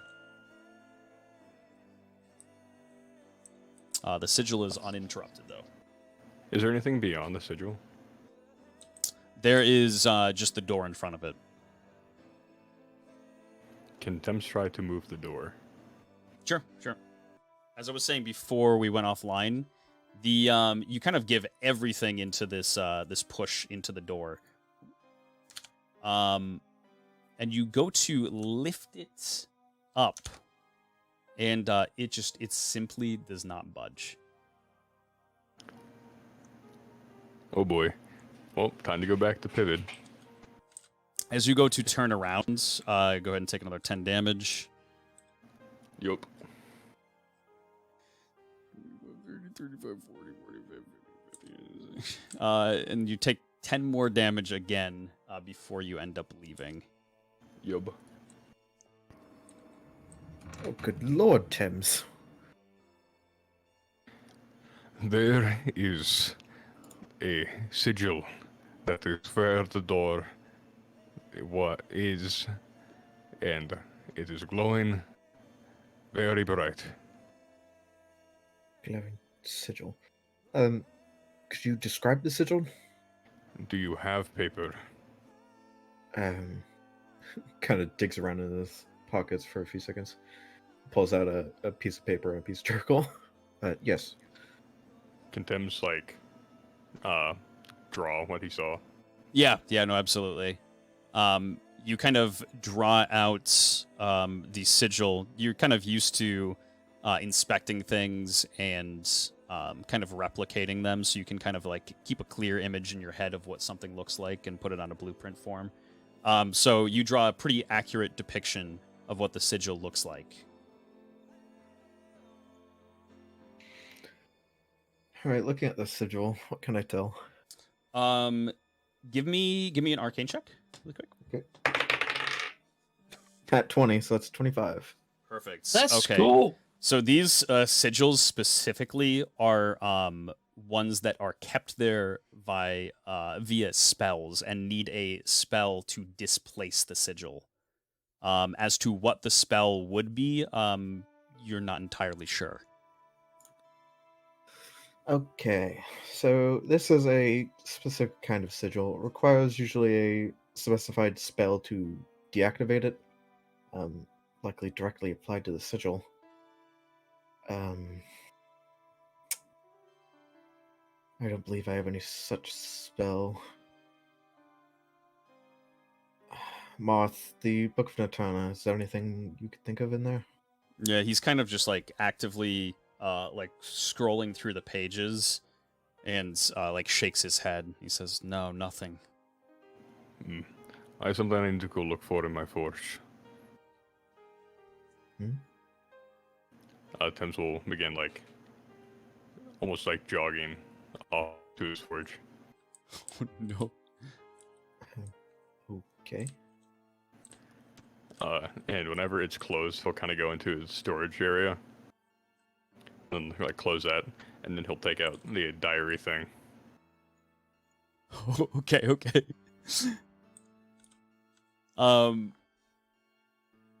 You take out the diary and you kind of start flipping through the pages of the diary. Yes. Mm-hmm. He's doing like his best to like skim / like mental control F the word sigil or rune. Beautiful. So yeah, you kind of start flipping through the pages very quickly.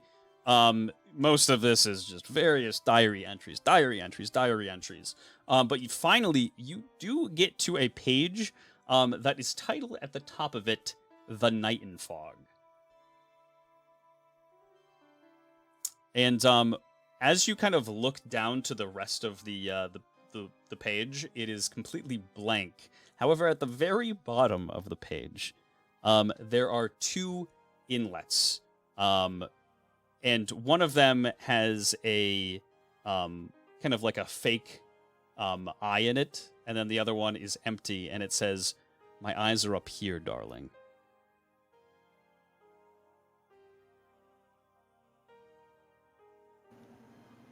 Can Tim's decipher what that means? Sure. I mean, you can see just kind of clearly that there is one eye on the page, and then there's an inlet for another eye that is not filled. He'll put his eye up to that. You put your eye up to the diary, and nothing happens. He'll put the Alexandrite stone in the diary. You very reluctantly reach into your pocket and put the Alexandrite stone into the diary, and on the page, words form. That says, "It's dangerous but effective. I've found a way to keep it contained. The resistance mixture is simple but needs the proper balance between two herbs. Anything more, anything less nullify its effectiveness entirely. Luckily, both herbs are extremely common in Patovia. I keep them both on hand just in case I need them. I find that drying the herbs is the way to go." And it has a recipe for this elixir to supposedly not be affected by this fog. Is there anything about like a way to dispel it, or is it just the elixir? You flip to the following page, and yet again, some words form on the page that simply state "Dispel Valder Esh."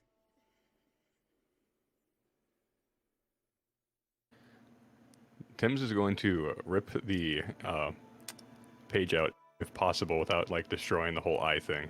I don't know if that's possible. Let's see. Yeah, let's go for it. Why not? Will it like destroy the eye thing? Will it be like unreadable? No, it would be readable. Yeah, I would say that it'd be fine. Okay, then he'll take that. and then he'll put the diary back in to his little, well, not really little, his apron there. That's the word. And then he will bring the pages out. Perfect. And you kind of hold the pages directly in your hands. Pivot, I think you can use something with this. I try to never use these pages, but perhaps you can get something out of this. It's from Stoliet's diary. Oh, all right. And he kind of takes and looks over the pages. And Resistance version. mhm.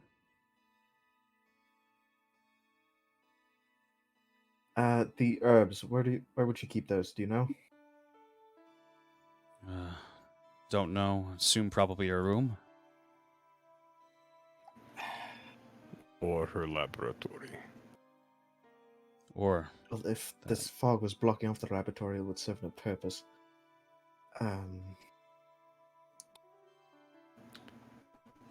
We can check anything in the room. Marth kind of runs up to the room and disappears.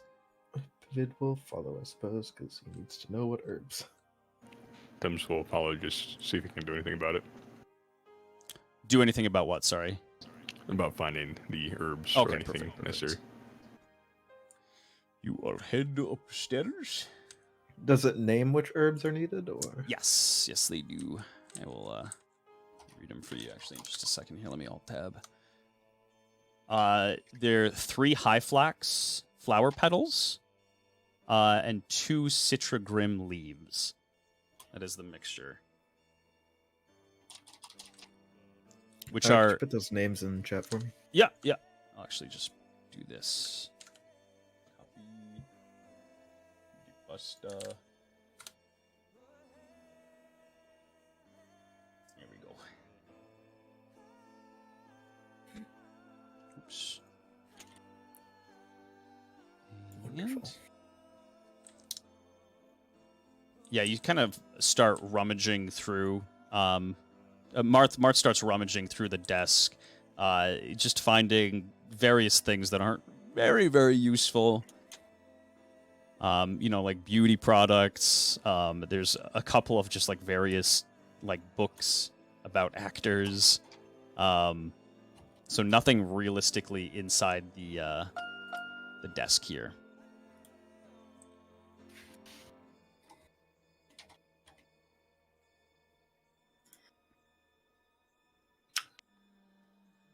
Tried. Kind of looks over at the fireplace. Does it seem like there's anything hanging around it, or? The fireplace, no. There's nothing on the mantle. Is there any like compartments or like secret compartments in the desk or like bookshelf that he can like Temps can try to find? Give me an observation. Boggers. Boggers. Not very boggers. 13. 13, you kind of feel around as much as possible, look under the desk. There's actually, not that you can see at all. There's no secret compartments.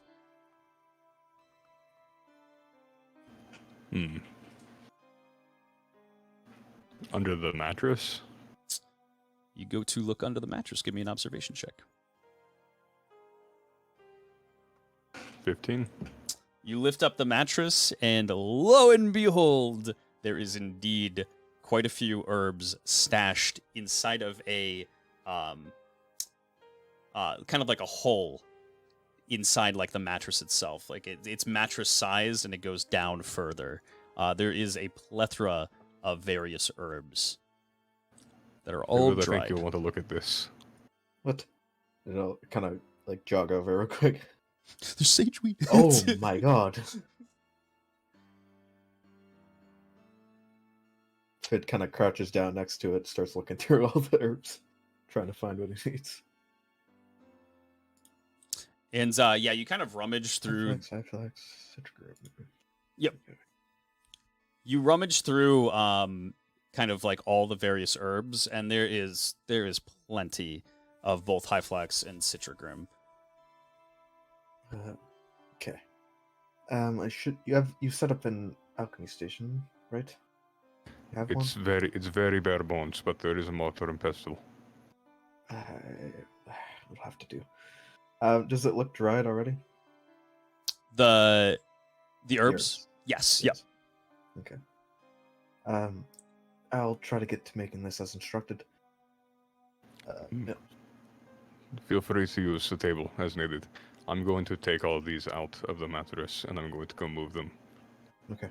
I'll try to catalog them later, but this is more important. He just runs off with his herbs.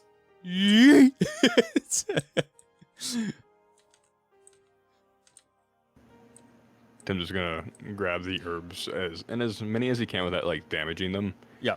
And he's going to begin trying to move them down into the forge area to be cataloged. Marth will join you and grab the herbs and start bringing them down with you here. And as you lot are doing that, we are going to go over to... Oh boy, here we go. This one's going to take a while to load. Oh man. You're gonna take a while to load. I'm gonna minimize that so I don't keep getting flashbanged. Flashbang! Come on, computer, I believe in you. You got this. Does it have this? Loading tile. Cow. Cow. Cow. Is that a bear?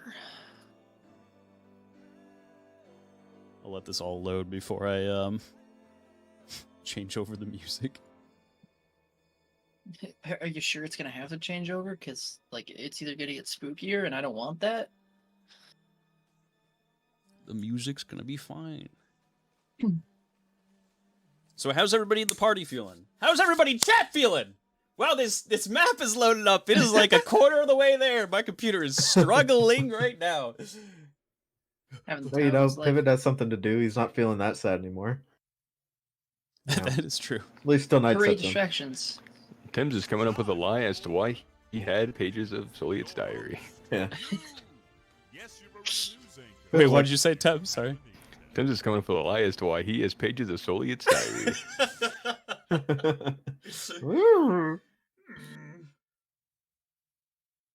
I can't imagine why. I'm just subscribed. Thank you, Pete Time. Oh It's yeah. okay, it's- Also, I was going to clarify. Whenever he put the diary back, he took the Alexandrite stone out. That's not staying there. Can't imagine why. I do like the... I put the Alexandrite eye in. That was the last resort there. Why is... Hello? Oh, it's just Fog of War? Hello? Why? Hello? Alright. Music. Go, music. Holy moly. Let's see. Let me drag you to here.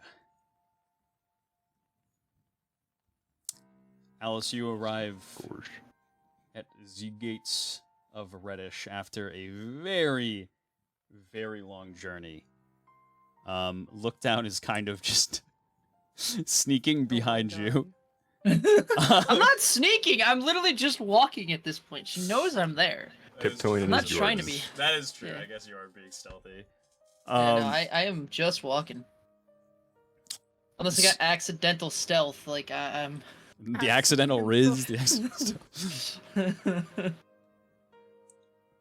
I can roll for accidental riz, you know. I've rolled for accidental stealth before. What about quirky behavior? I am always engaging, so. You arrive at the gates, Alice, and notice that kind of Look Down is in clear view of kind of all the guards on station in the wall. And up at the top of the wall, you see a goblin kind of lean over and makes, kind of clear that it's you. and then waves the guards to open up the door, and the door opens up for you.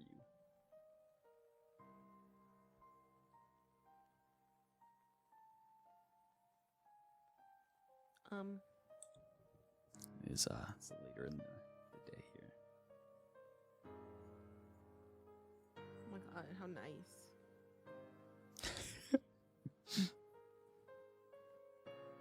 Alice is just gonna be looking ahead, walking in. You head through. Look down. What would you like to do? I just keep walking.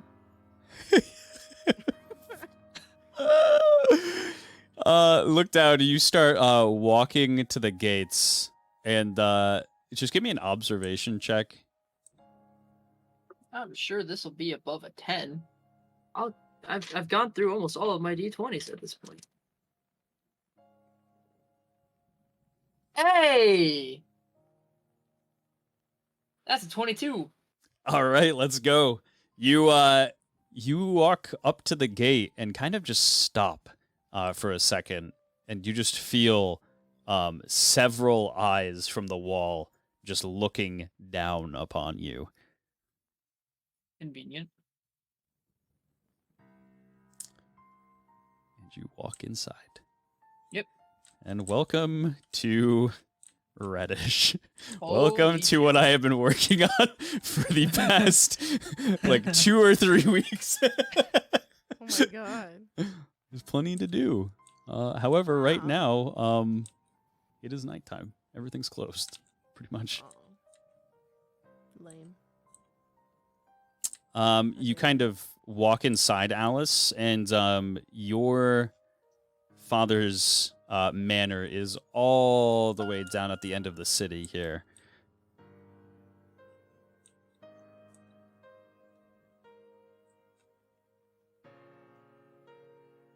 Alice is just gonna keep on walking, Perfect. looking straight.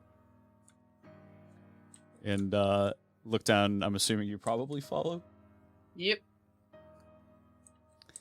You kind of start walking down the streets of Reddish. Look down. From what you can see, you have never seen anything this civilized at all before. I don't know if you necessarily care, but it is kind of like crazy, just in the fact that like it's like seeing a person who's never seen civilization just seeing skyscrapers for the first time in modern society. Is very New bewildering. York. Yeah, exactly. And you continue. He definitely does look around as he's walking, like looks at things, but he's not awestruck because Because it's look down. yeah. Well, I mean, he looks from side to side, Looks away. And down. looks away, yeah, and down, yes. But how's that song go? Looks side to side or something like that? Just look down, crip walk. Are you going to be at odds He with two Piven? steps. Hit the stinky leg. He does the stanky leg the whole way. No, he does the 2-step the whole time. Sometimes he throws in the cabbage patch just to spice it up. Oh shit! Oh my god. Look down's got the moves. Slide to the left, slide to the right. Just the Shot- entire No, look down definitely knows how to thriller. Dougie. God. I can do that. I don't need to look down to do that. You start approaching kind of closer and closer to your manor, Alice, and you see none other than Hemlin Rexler, a Beastalopus who is just very, very well known in the city. He is probably the most annoying person in your life, realistically. He's on all fours, kind of just crawling around in his suit, and sees you kind of come across, and he goes, Rit-cha-cha-cha, if it isn't Alice herself. How you doing, Alice, D? You know, I met someone who almost reminded me exactly of you. Well, I can assume he was a bit of a useful fellow, and as well as probably easy on the eye. You know what I mean? Yeah, he sure like to think so. Who is this prisoner that you're bringing in here?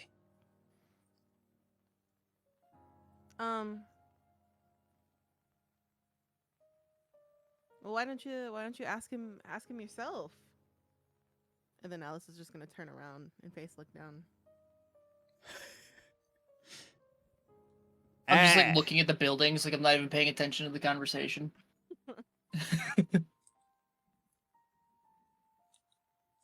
Hello? I look over at him. You got a name there, kid? Look down. Oh, sure. Did you write it or something? And he kind of like looks down at the ground, at the tiles. He's like, Oh, that's very funny, because I'm I'm a guy on all fours, huh? You think that you can make fun of me? Hemlin Rexler? That's his name. his name is Look Down. His name is I look down. Yeah. Yeah, that's what he does. That's his name. What, are we gonna acknowledge that it's a little weird? I didn't question it at all until now, and even now I'm barely questioning it. Well, yeah, I'll take care of your friend here, and you go ahead and go catch up with your old man. I'm sure he's very, very excited to see us. Yeah. And then she's gonna walk over to Look Down and say, I'm going to go and see my father. And then she's gonna like lean in a little closer and be like, this guy isn't as bad as Max, so I think you should be okay.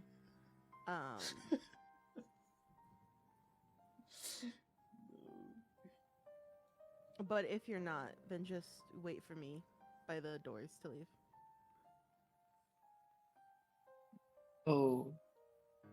Okay. And then she's gonna walk back over. And as before you leave, look down. Just stay safe. You too. And then she's gonna walk back over to him and say, he doesn't talk much.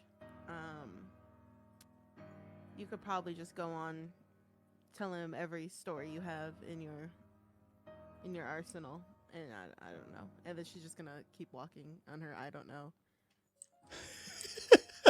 Sure thing. No problem. I'll take good care of your friend. And then she's just gonna say, have fun. Will do. You too. I feel set up. You run all the way to I'm go meet your sprinting. father. I'm sprinting. I'm running. Huh. So,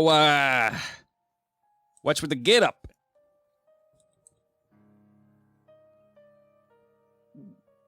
What?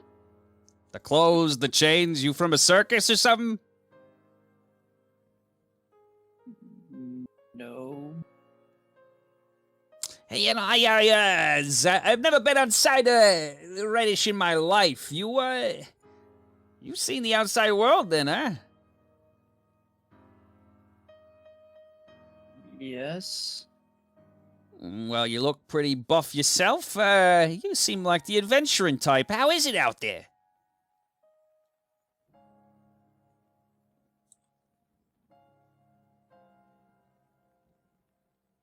Look down. Just pauses for a second.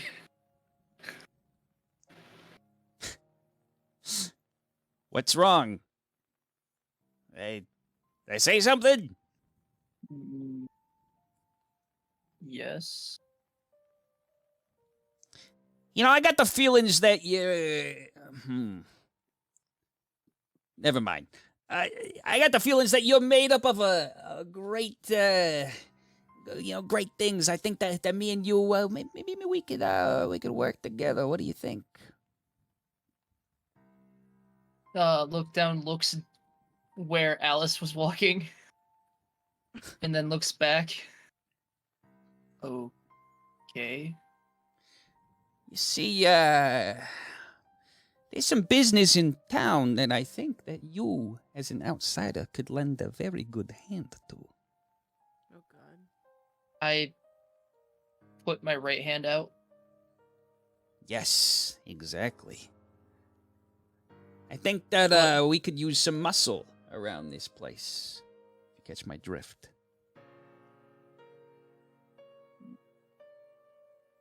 No.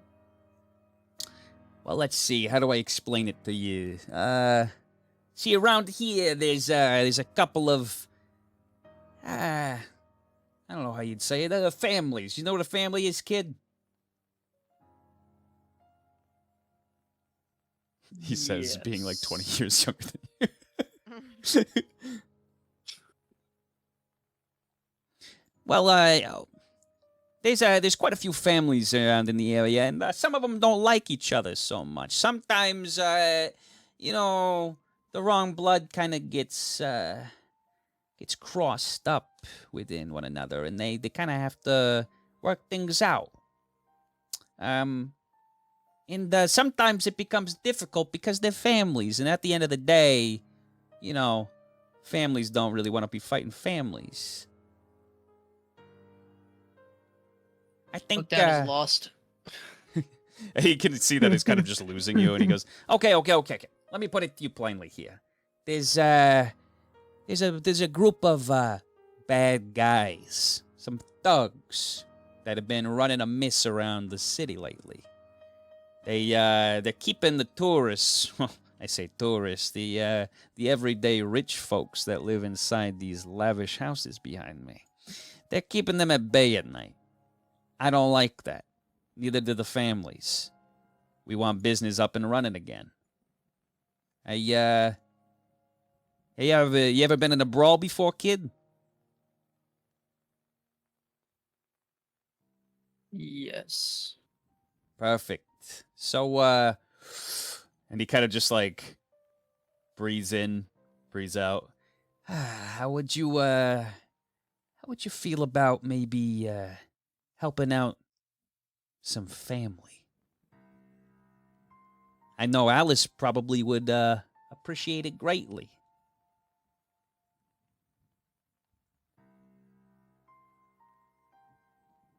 Okay.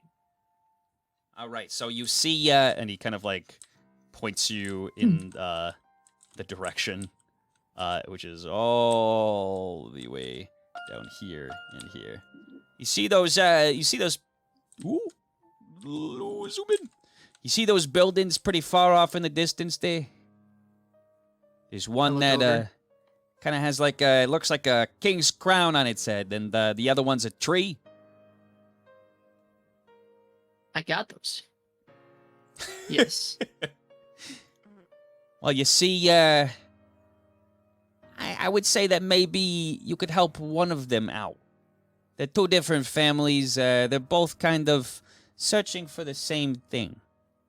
This group of thugs, these bad guys, have been kind of running a tear on the town lately. They've been, like I said, keeping the business off the streets. So I want you to go into either that tree stump, or inside that casino, the one with the crown there, and I want you to beat up some thugs for me.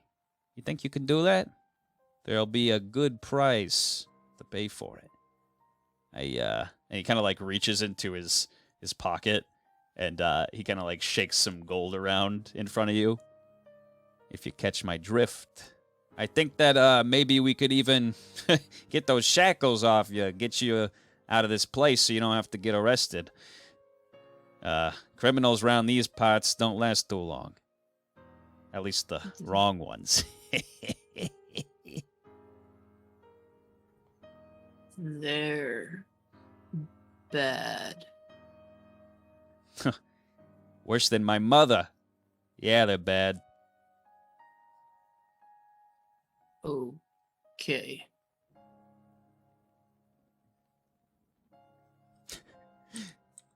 So, which one you thinking? You thinking you want to go to the casino? You want to go to the tree stump over there? Both of them, they'd be more than happy to have your service. I would say, if I had to guess, I think the reward would be greater at the casino. But that's just me.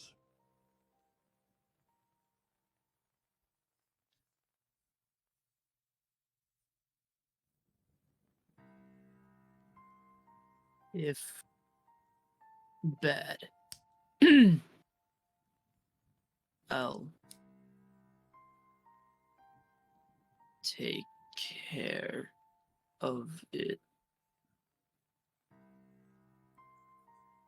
And I'll just start to walk off. A pleasure to meet you, Mr. Look Down. I look down. And his smile disappears from his face. And you start heading in the direction that he kind of pointed you in. Do you want to take the roads, or do you want to go like straight across to them? Oh, I go straight across. Yeah, just to make a beeline, just the Like, quickest way possible. Exactly. Shortest distance between 2 points. Straight line, so. And Look, I don't know what property is. yeah, true.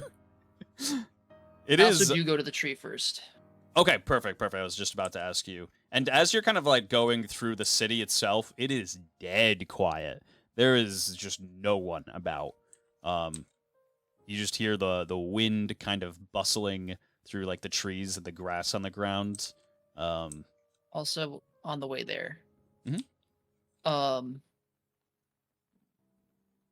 Can I do an aura read in my closed eye?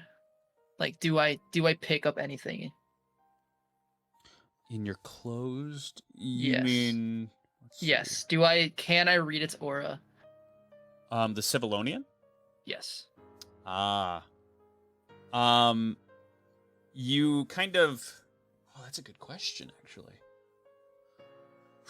It's like I don't know what the extent or what the rules of that is. I was gonna say, so you kind of need to intently look at the creature itself, and with the Civilonian, you always feel like you see something, but you really can't catch a look of it, if that makes sense. It always seems to Gotcha. be right in your peripheral. So I'd probably say no, I would think. Okay. I just he at least tries. And you head over to this giant tree stump, and you're just gonna head right in, you think? Yeah, I mean, I take a second to look around or like look at it and then walk inside.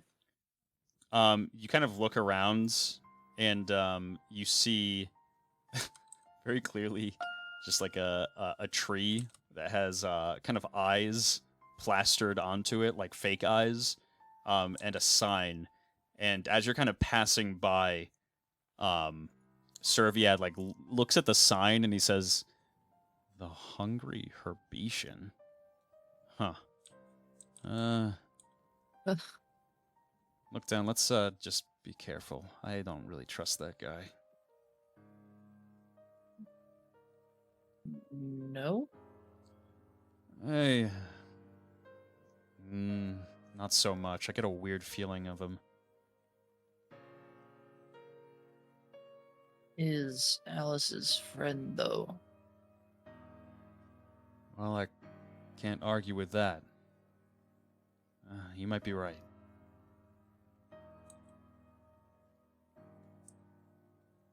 And I walk in. Perfect. Copy maps. Open map. Also, I am glad that my hunch was right because I was like, look down has fought Herbetians and knows that their nature at the very bare minimum. So.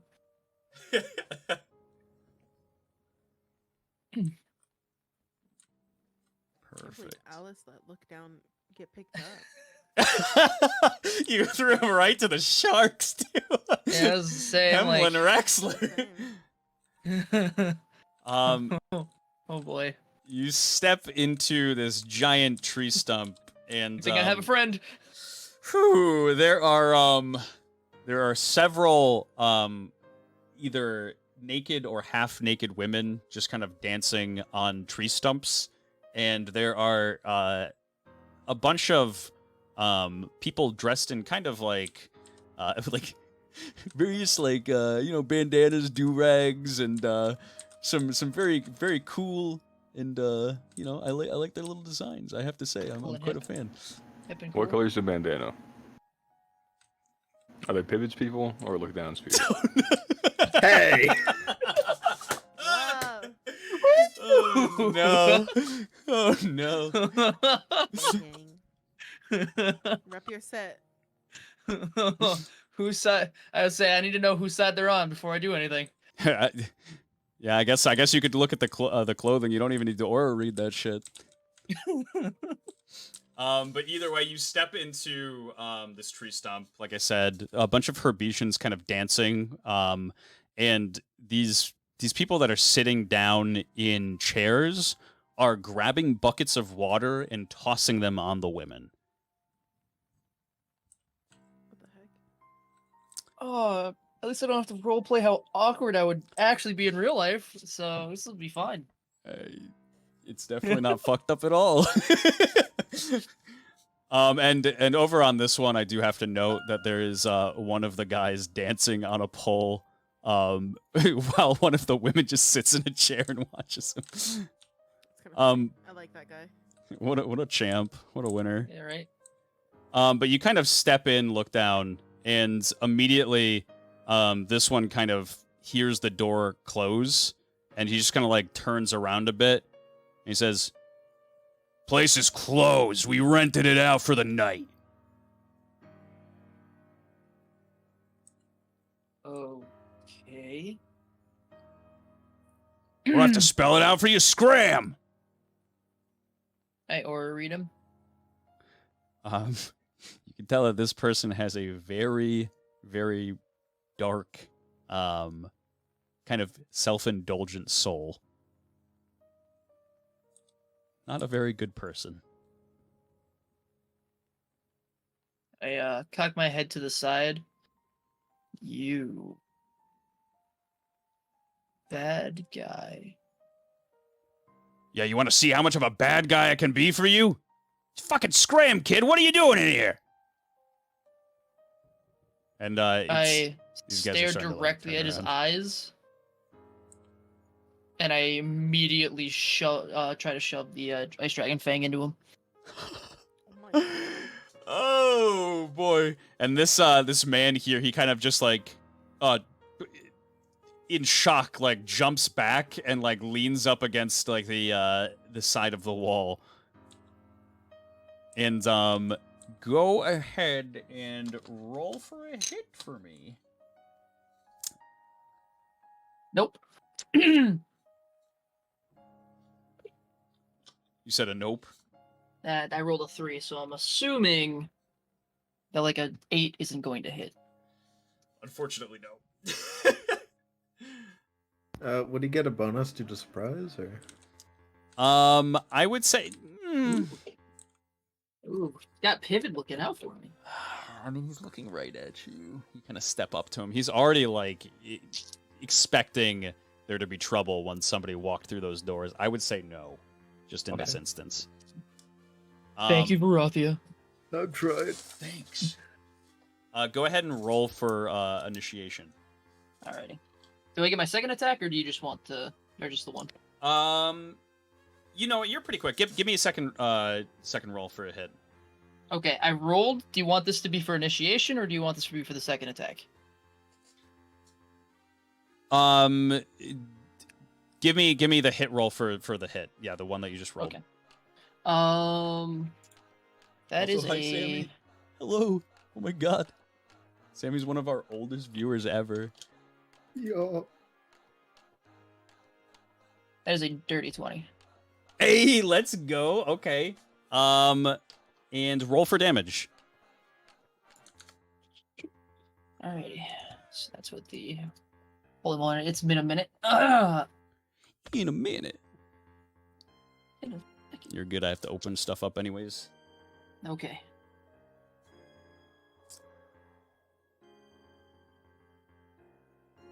Sammy, how are you doing? Let's go. It's bedtime. Oh yeah, it's pretty late for you, huh?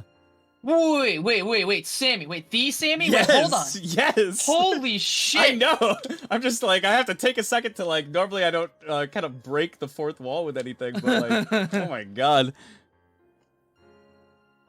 It is good Yo, to see you. Sammy. Holy shit. Oops. I didn't mean to minimize that. Oh no. There we go. Oh, also, Blakely, you have the shard in your inventory, right? The red shard? Yeah. I believe so, yes. I just noticed it's in mine. I want to make sure that he has it. He took it and pocketed it, I believe. I can remind him after as well. Yeah. Okay. Oh, did he step away? Yeah. Looks like Yes. Okay. Hey. Hey. How much I also damage did was 10 it, Josh? Do you know? Oh, sorry. 10. Got you. 10 dex damage. Let's see. I just wanted to make sure you were all set. Yep. Good to go. So 10 damage.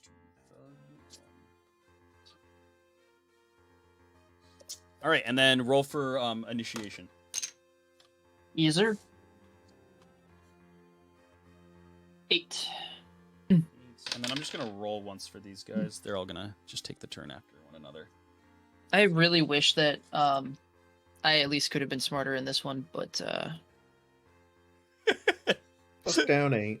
I like Yeah, that this is like a classic bar fight though. It's pretty great. well, like he's never lost a fight yet, so like he doesn't know that numbers matter. So actually you get first dibs here. Oh shit, let's go. Yep. You rolled a 6. I swing again. Yeah, Except you I kind go, of clocked him right in the face, and he kind of like stumbled backwards. He's like, "What the fuck?"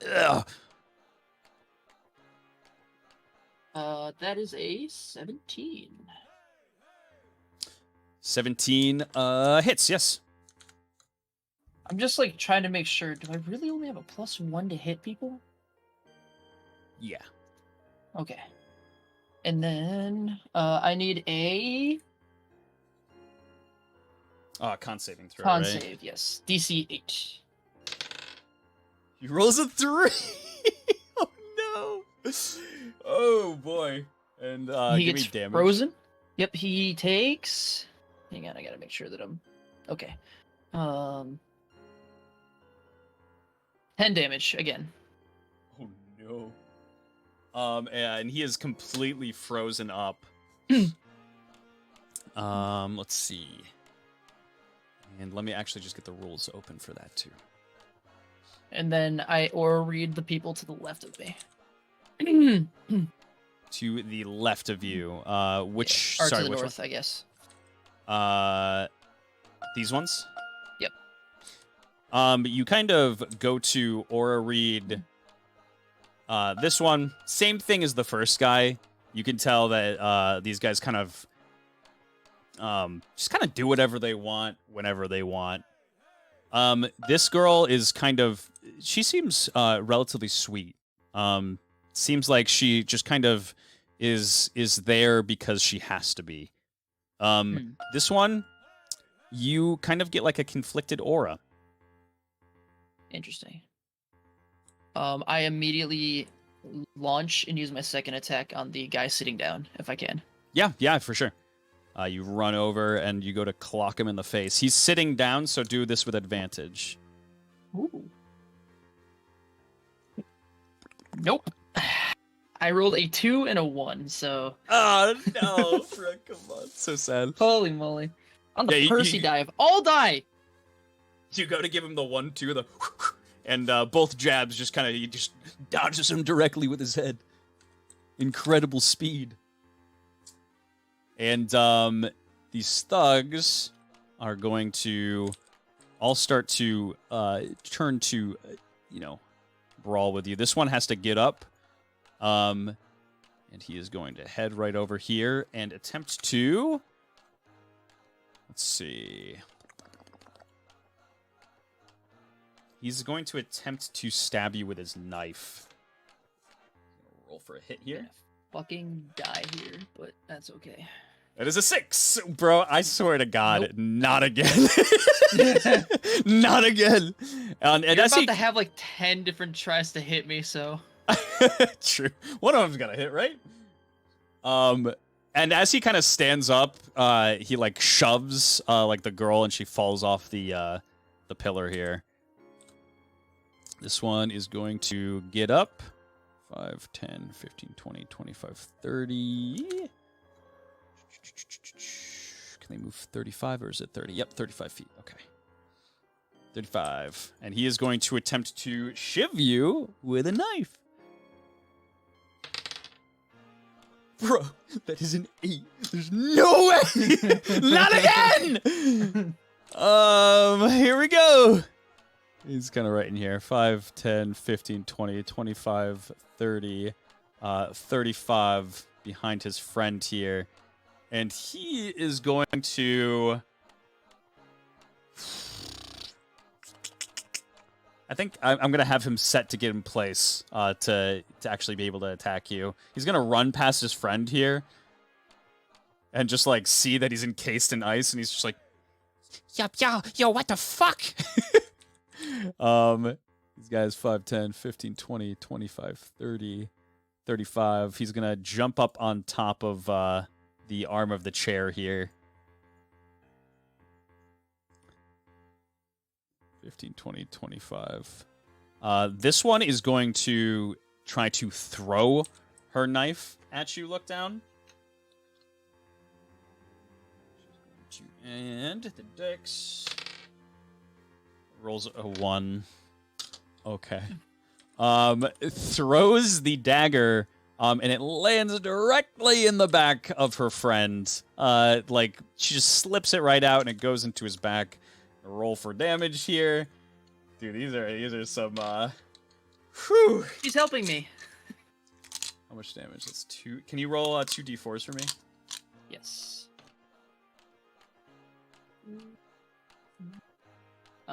4. 4 altogether, so 5 damage.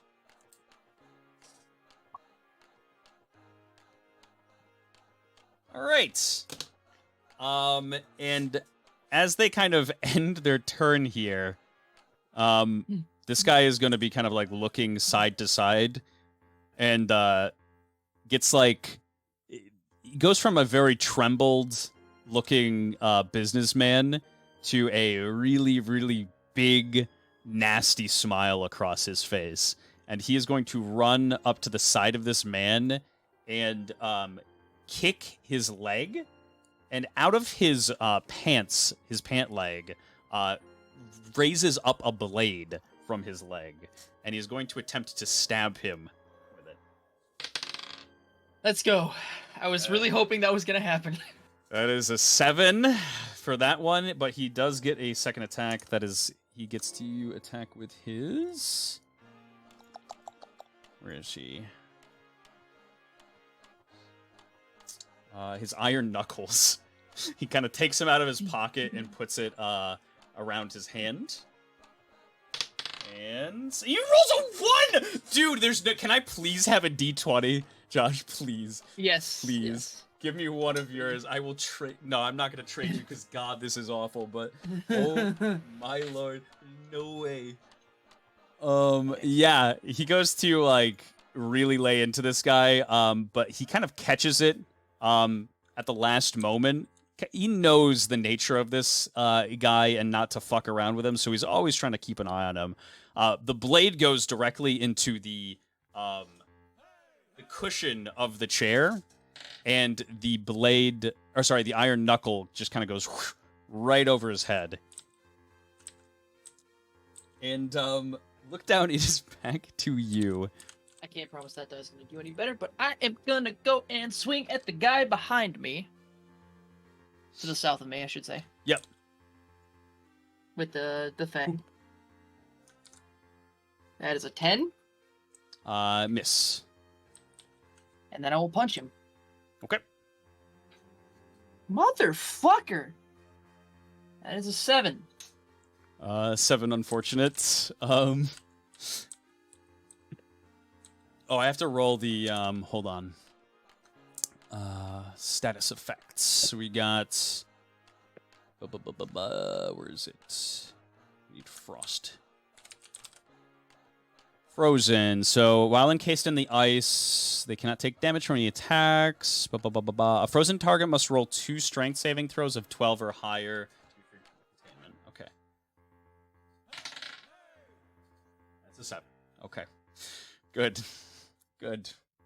I can see that the change in dice is not working out for me.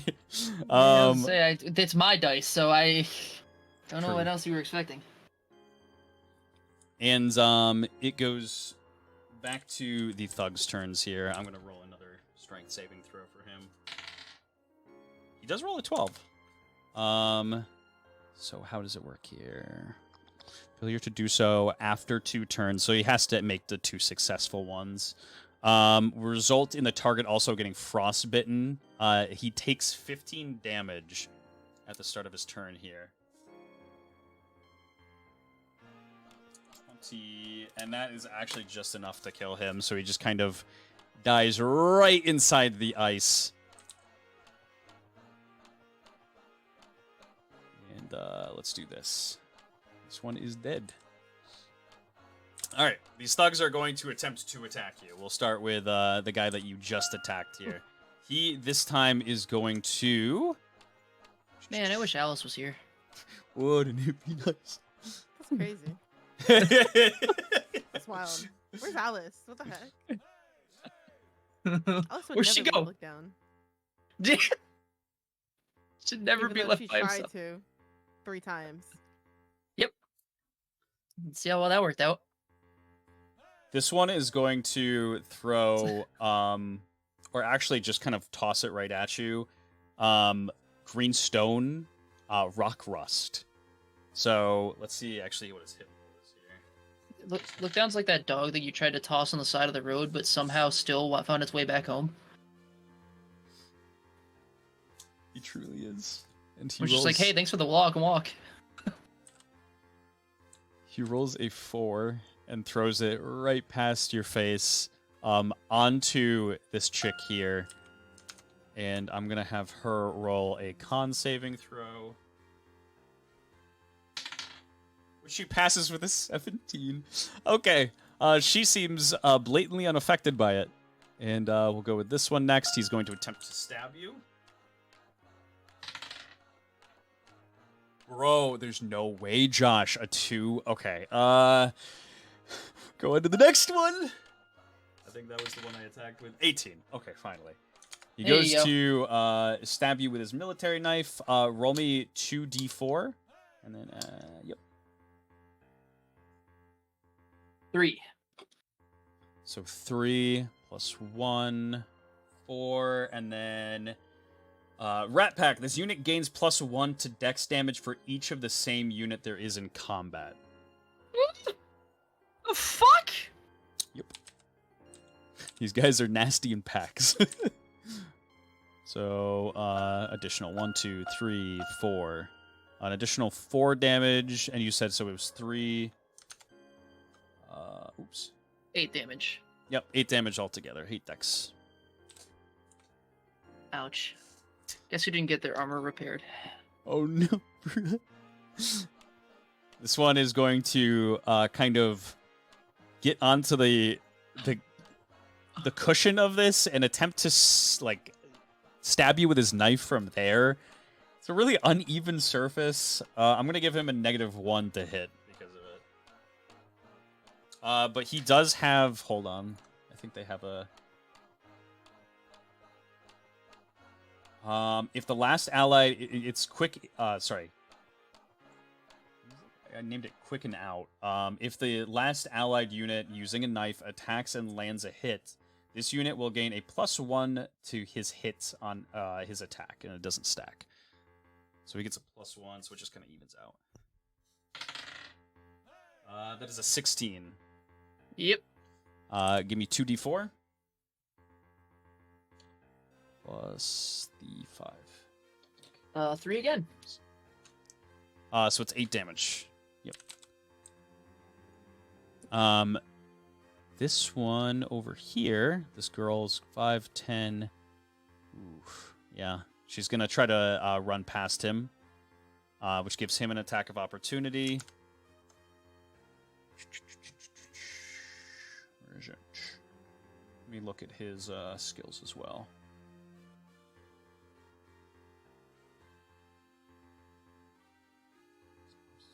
Okay.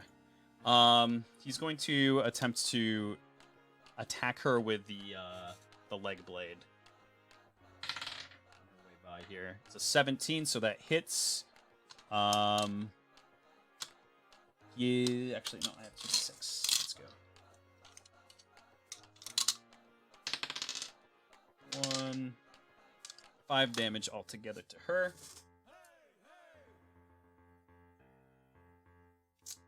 And she runs past. And gets to the other side of you. Look down here. And she is going to attempt to pickpocket you. Okay. So this unit rolls a dex check and adds +1 to it. Its target must roll an agility saving throw. If the target's agility saving throw is lower than the target's dex check, they can lift one item off of them that's not being wielded. So they can't like lift your weapon that you're wielding or like a shield. Oh no. Yep. Oh no. Okay. I rolled an 18. She rolled a 1. Okay. She goes to swipe. She's lucky. She goes to swipe off of you and actually can't grab anything at all. Just kind of like grabs like your cloth and you just kind of quickly snap it away from her. And I think that's all the thugs. So it is back to... Oh, I have to roll for his initiation. Let's see what it is. 17. So he's going to be after the thugs here. He is going to once more... Actually, hold on. He is going to use his ability, Getting the Job Done. This can be used as an extra action. Caster pumps themselves up for the next 3 rounds. All dex damage is made strength damage instead, and gains a +1 to all strength damage dealt. So he is going to attempt to hit with the blade here, the leg blade. There's a 9, misses with that. Iron Knuckles. That's a 6, bro. No way. Okay. Look down, go ahead. Start calling this place Whiff City. I am so sad. What the hell? My dice are allergic to me. Oh yeah, it's. I'm not definitely having the same problem. This is You've about actually as landed more much. than me. Yeah, true, I guess percentage wise. Not that the percentage is the same, but. And what would you like to do? Look down. I will turn to the guy to the south that threw the green powder. And I will say, "Fight me," and then I will swing at him with the Ice Dragon Fang. 15. Okay, yep, that hits. Give me the con save. Okay, here we go. A 16. That's 17. Son of a bitch. That is 12 damage. Okay, I don't think this is. I think this is 12 cold damage. 12 cold damage right to him, right to the body. And second attack, what would you like? Punching in that same guy with a 14 to hit. 14 hits, yes.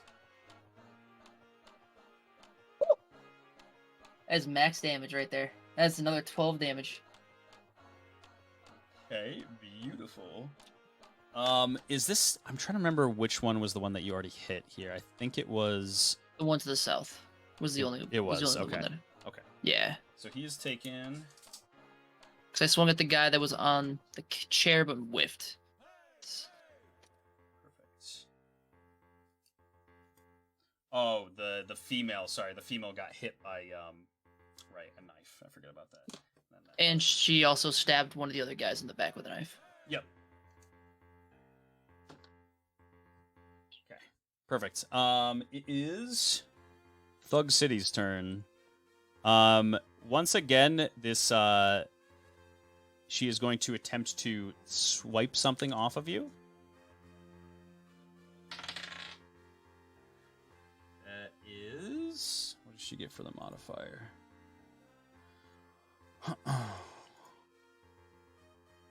That is a 19. Roll a 12. This woman, as you're kind of just fighting and preoccupied, is like looking around your body to see if there's anything worthwhile. She sees just rags, chains. So she is going to, her eye is just caught of something that's just hanging around your neck. She sees what she might think could potentially be gold, and she grabs it from your neck and snaps it, and takes it in her hand. I kill her.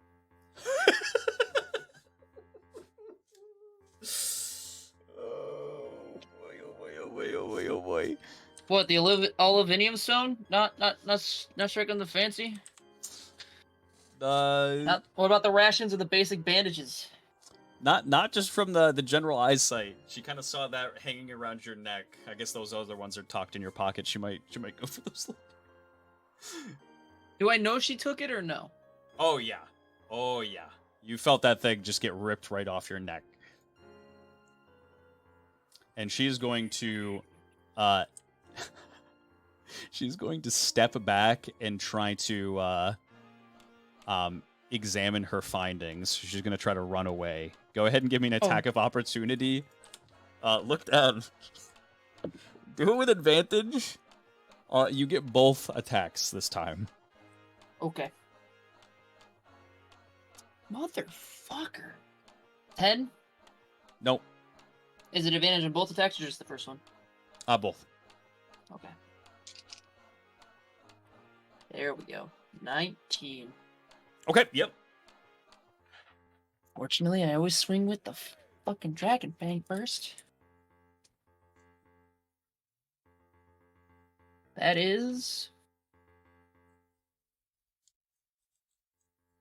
9 damage. 9 damage to her. And all I scream is, no! What the fuck is wrong with yous? I just... let me see what I got. I'll kill you. Yeah, fat chance. And she's going to actually just kind of, like, turn to these guys and say, Keep an eye on her, boy. Keep an eye on him. I'm gonna go bring this one to the boss. and she just kind of, like, runs out. These other thugs are going to wait for it, attempt to shiv you. First one is a 16. Yes. Give me 2d4s.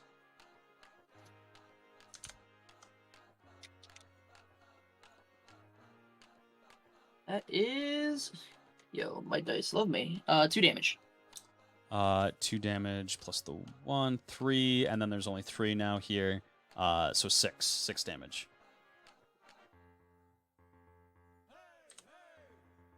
This one here is going to attempt to throw the dust at you, the rust. Let's see the hit here. That's a 17. Edits. Give me a... Let's see, where is it? Give me a con saving throw. Holy fuck. 5. So, you feel your eyes just start to become very, very heavy. Look down, and you start to close them. This odd, nostalgic feeling kind of falls over your body, as this is something that has happened to you many, many times. You start to close your eyes and fall asleep, and then immediately your eyes widen and you wake right back up, furious. And give me a +1 to your damage for the rest of the fight. Okay. Okay. This guy is seeing as though he hit you with the sleep powder and you did not go to sleep. He is going to attempt to stab you. That is a 15. That hits. Yeah, give me the 2d4.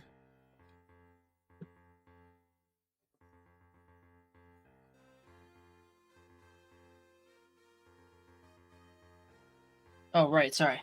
Nope, My no, brain you're is, sorry, you're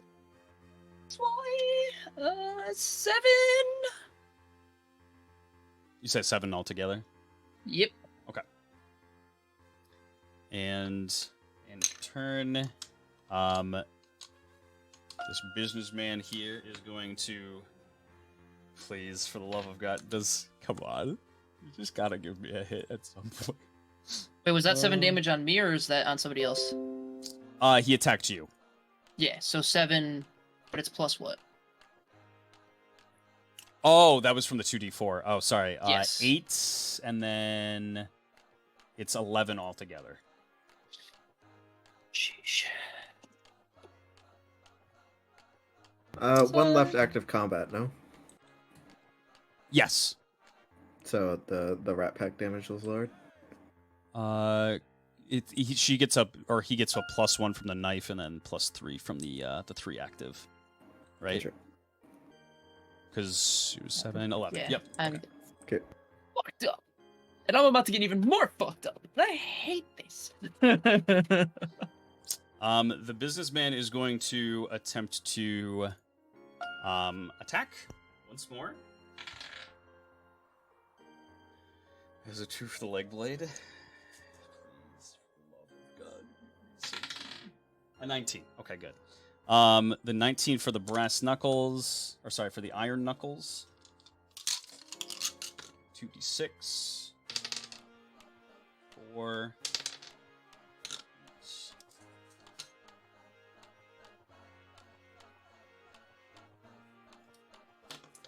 And then he is going to...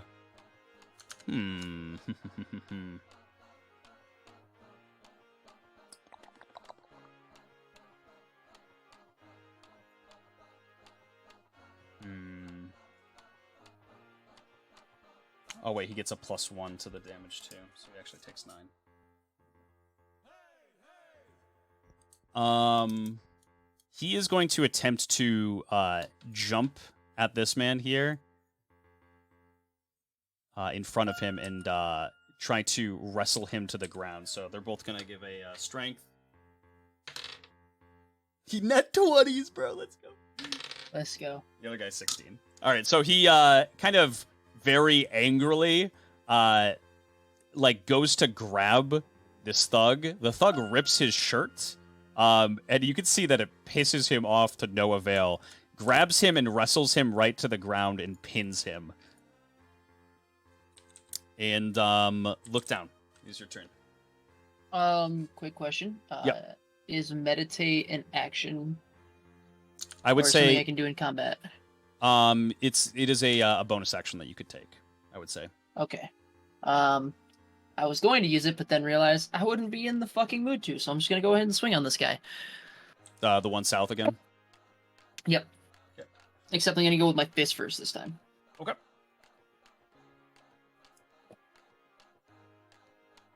That's a natural 1.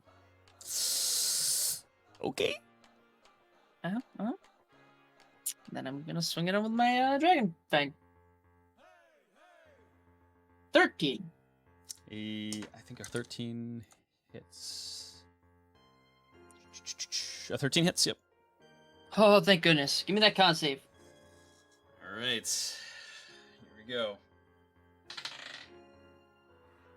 That is a 4. Okay. Sweet. Encased in is- ice. 10 damage. 10. And as hold on here, hold on. Your opponent is at your mercy. Choose their pitiful fate. You kind of murder I- this man. Yeah, I swing I swing with my left hand and he ducks under it, and then I come up with my right hand and shove it straight, the dragon fang right through his chest. And as the ice encases him, I rip it down and he shatters down. Like the upper half of him just shatters down onto the ground. And his chest cavity is just left open. Oh god. And I imagine it just kind of like spurting out blood but freezing immediately. In a cascade of just like, oh god. Alright, And perfect. then I just turn my head to look at the other two. And yeah, they're a little bit worried as they are starting to dwindle on numbers. It is their turn. This one is going to look to this businessman over here and say, "You little cocksucker! I knew you would betray us! How dare you!" And while he's kind of wrestling this other guy on the ground, he says, "Hey, bro. Nothing personal, kid." And this unit here is going to attempt to stab you. Look down. Rolls a 12. Just hits. On the dot. 2d4. 1, 2. Son of a bitch! 4 damage. 7 damage altogether. Okay. This one is going to like look at his friend here and say, you can handle him, right? That guy is he's kind of a nightmare. I'll deal with the one on the ground." And he kind of hops up onto the chair here, and you get an attack of opportunity. Look down. Give me it with 9. both because yeah, you are seething. I am very angry. It's fucking piece of shit! Nothing. I cannot roll above a 10, except for every 8 rolls. You kind of viciously go to swing at him, and he's like, It's okay. "Whoa, whoa, whoa!" And he kind of jumps off the chair, and it kind of sends it crashing to the other side as he, Just tear up the chair. yeah, just you claw right into the chair, freezing it a little bit there. And because he's on the ground, he is going to attempt to just stick a knife right into him. He's going to do this with advantage, unless he lets go, which he's not going to let go. 11 and 14. I think the 14 hits. Let me see. Yeah, 14 does hit. So give me 2d4 one more time. That is 5. 5 plus 3, 8. I was really hoping the women would help too, but ooh. They're just innocent say I blame them. strippers. I don't know why they're just standing there. They should be like on the other side of the fucking building.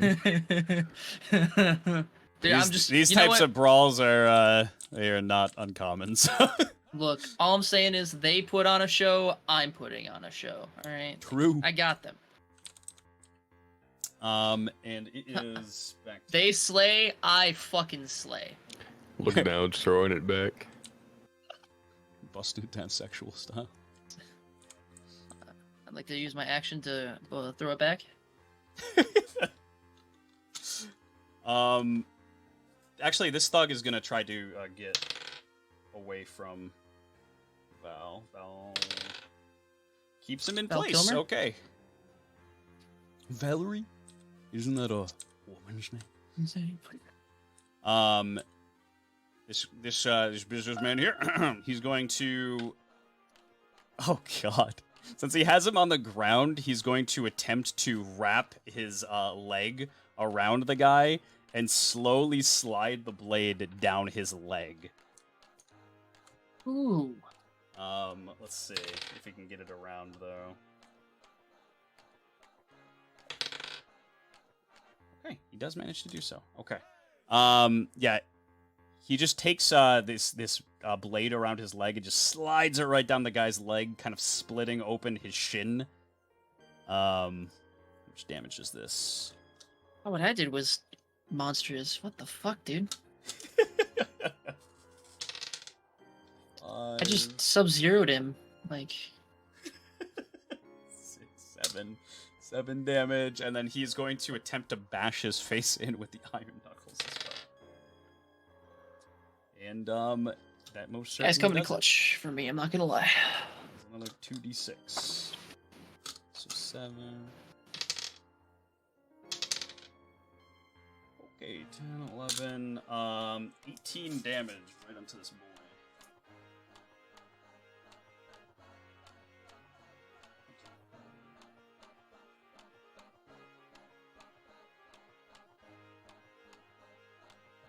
Hold on. And this thug is looking pretty bad. Not gonna lie, he's not looking so good. It is back to you, Look Down. Thank goodness. I'm gonna swing at the guy in front of me. And try and not roll below a 10. That's a 17. Perfect. Yep. Give me a con save. All right. These dice are nice, Josh. These dice are. Oh, it's an 8 on the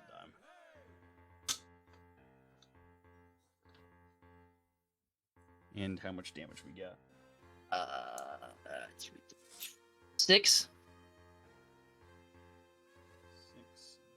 damage. You said he made it. Yep. Then I punch him Okay. and miss. Anything else with your turn? That is unfortunately it. Okay. Back to the thugs here. This one is going to. Whew, man, he is fucking scared. I mean, the fact that I am no selling, the fact that I am fucked up. I hope so. He is going to. Oh, yay. What options does this man have? This man is going to take a step back, Look Down, giving you an attack of opportunity with both. 17 with the Dragon Fang again. Hits, yep. Con save is a 3. Okay. Oh, no. Thank goodness. And that is 12 damage. Damage. And yeah, he is stuck in ice. Can't do anything else. This one is Sweet. going to attempt to swing with advantage again. That's it on the first one. Give me 2d4. Hang in there, buddy. I'm coming. 6. 6 damage plus the 1 plus the 2, 9 altogether. And this guy is gonna try to get free on the ground. Immersion ruined. I'm suing. Oh no. He's staying on the ground. It is back to the businessman's turn. He is going to. He already has the blade on his leg. He kind of jostled it off a little bit, so he's going to attempt to put it back on and saw even further into this man's shin.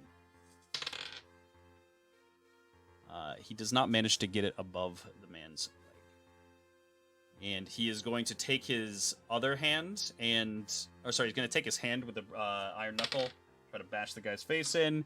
He also misses that. He's just kind of preoccupied trying to pin him down. Look Down. It is back to you. I will swing at the guy that is on the ground. Perfect. Advantage. Ooh. Come on, you motherfucker. Okay. Dirty 20. Oh, okay. Perfect.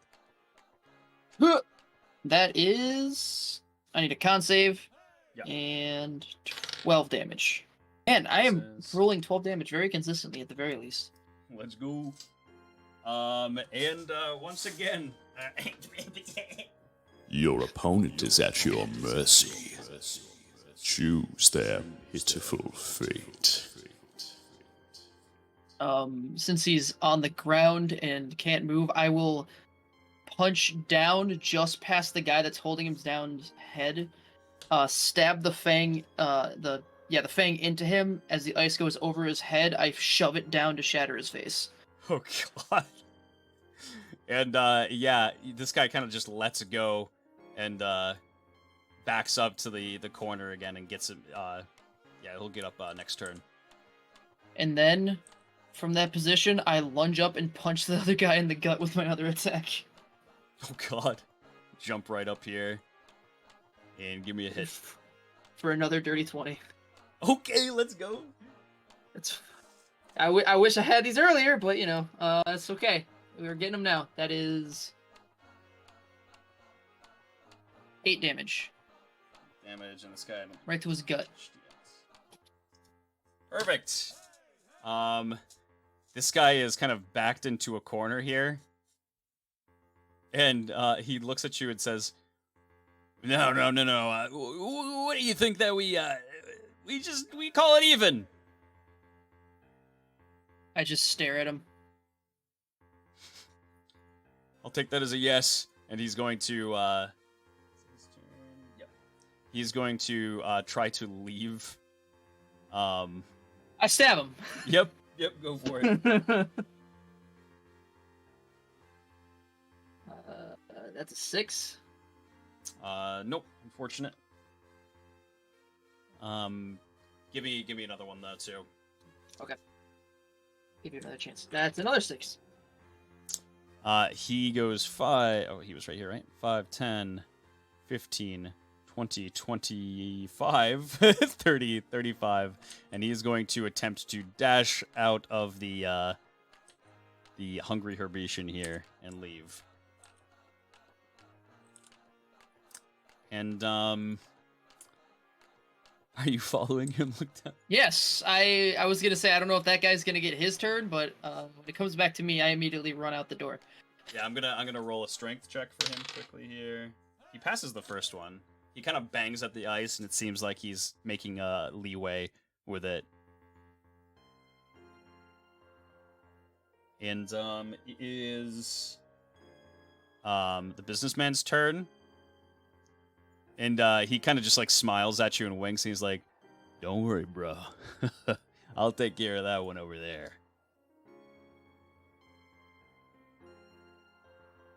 I look at him and I try to soften my face, but I can't. And he is going to walk up to him and kind of kneel down, fold his hands, and just put his head between them and smile at him. And he said, "Shouldn't have drove away the customers, buddy." And he starts to kind of just drag his knuckles along his blade on his leg. And it is your turn, Look Down. I like this guy. I book it. Right out the door. 15. And we're going to go outside here. Oh boy, it's going to take a hot second. That's fine. Cause Hey. Oh boy.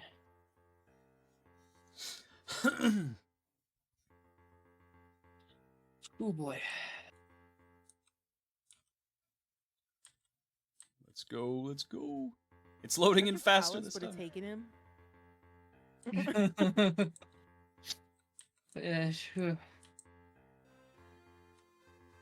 I mean, I was hoping. I was like, maybe Alice has a plan, and when we get there, and she's just like, talk to this guy, and I'm gonna go do my thing. Yeah, I'm like, all right. See ya.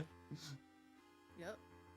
I was like, I'm in chains. I can be your prisoner. I can be your slave. I can be, you know, just some person that just works for her. And nope, nada. Oh my god. Oh god.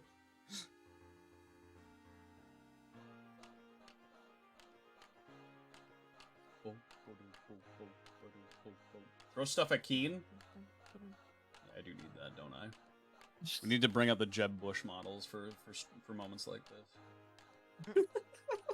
Do we? Do we need the Jeb Bush for any moments? I think we do. I really should just have it up when I don't have my camera on. It's terrifying. Somebody's sleep paralysis demon.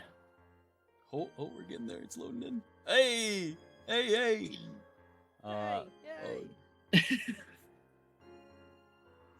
Where's the notes? There we go. And Thug. The other Thug girl is kind of long gone. But this one,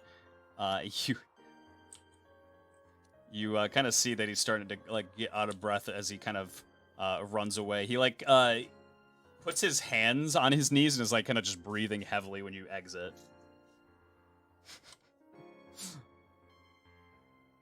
Assuming you run right over to him, yeah. Yep. And I plunge this thing right into his back. Okay. Go ahead and give me your roll. At least when it rolls high, it's consistently a dirty 20. So I'm gonna need a con save from him. And he takes max damage. He rolls at 12. How much damage? 15. Plus 15, and then give me your other attack. 11? 11 does not hit. Damn it. Alright. And he like gets really surprised that you followed him out here. He's like, "Come on, Animal, what's wrong with you? I just at least fucking say something, man!" Die. No. And he is going to whew.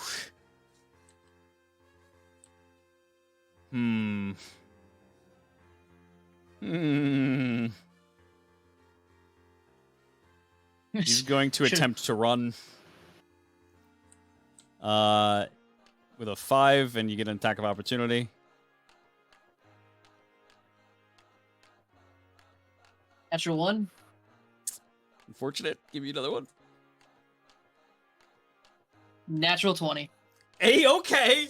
So the Finally. ice thing, ends up missing, but you come around as he kind of is trying to run away from you and land a hook. Now it's double everything or just the dice? Double everything. Okay. Yep. 20 damage. 20 damage. Let's see. Yep. And at last, what would you like to do to this poor creature that is at your mercy? Holy shit! I don't know what it's like to get how do you want to do this with my fists? After I whiff with my fang, I will take my hand and just go underneath his rib cage and just rip it. Oh. Fatality. And before And just- like and like as I am when like fuck it, it's how do you want to do this? When I pull it, I rip off part of it and I just hold it for him to stare at it as he bleeds out. Oh god. And you can see that he's trying to form words, but like his lip is just quivering as he falls down to the ground. And ceases to exist. And that is the end of combat. Wow. I'm just gonna add part of a man's rib cage to my inventory. Word on your neck now. Someone's got to replace it, right? Can't wait for this to go over with the authorities. What is that? Look down. I'm going to hop out of this scenario really quickly, and That's very fair. we're gonna go to Alice.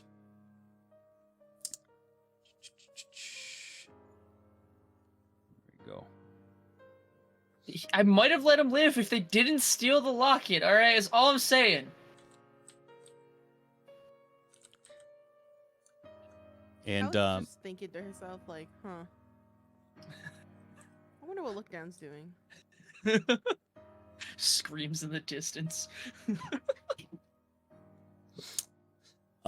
you arrive back at your home, Alice, and your father guides you upstairs to a regular meeting room that you normally kind of meet in to debrief after just like missions in general. And he walks over to his bar and pours himself a glass of wine, and he says, "A glass?" No, thank you. Ah. You're not thirsty after your grand adventure?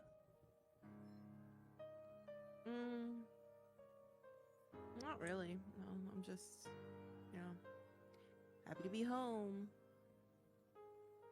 A pleasure to have you back home, Alice.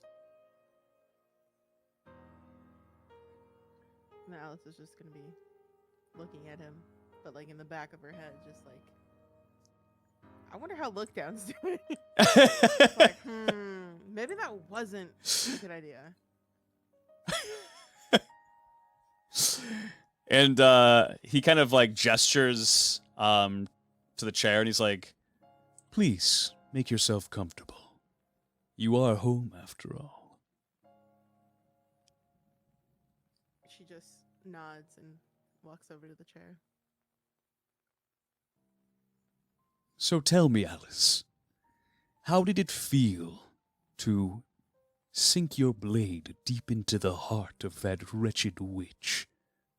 I'm assuming this is what you must have done, yes? Yeah. Splendid. Display it for me. Paint me a picture. I want every last detail. Well, I approached her castle. I climbed to her window after coming to the conclusion that that was the best way in. I was kind of caught off guard from there being very low security outside to what it looked like. But I was off to the side too, so I guess I wouldn't really see them anyways. I answered her window. And her bed is surprisingly was right next to the window. So I didn't have to travel that far or worry that it was the wrong window.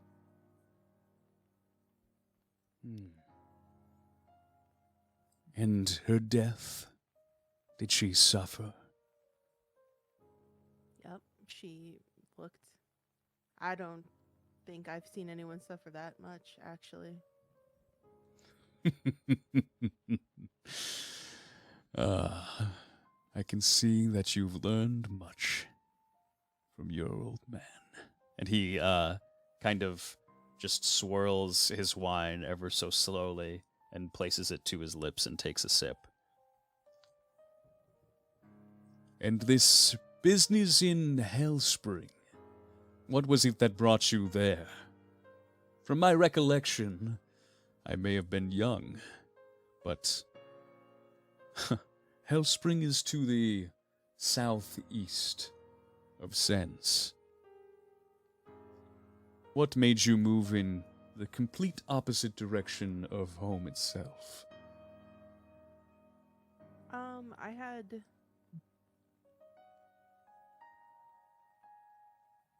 and then she's just gonna stare off a little bit. Just thinking, man, I really shouldn't have left Lookdown by himself. Huh. And then she's gonna snap back and say, well, on my way back home, I came across these very interesting people, and, I had some time to kill. But then when you had called, I realized it was too much time, and I should have just been home already. Mistakes. Yes. They happen to all of us. I apologize for that. No need to apologize, my daughter. These individuals you came across, what drew you to them? They just seemed like very... I couldn't even explain it. There was one though that I was on the verge of dealing with at any time that he opened his mouth. Oh? But I just left it alone. Not worth it. I do love to let Mechalite blood run. Tell me about him. I'm assuming he was from Mechalite, yes?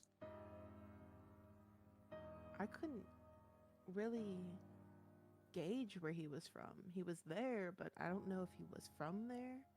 I don't know. He wore this obnoxious yellow coat.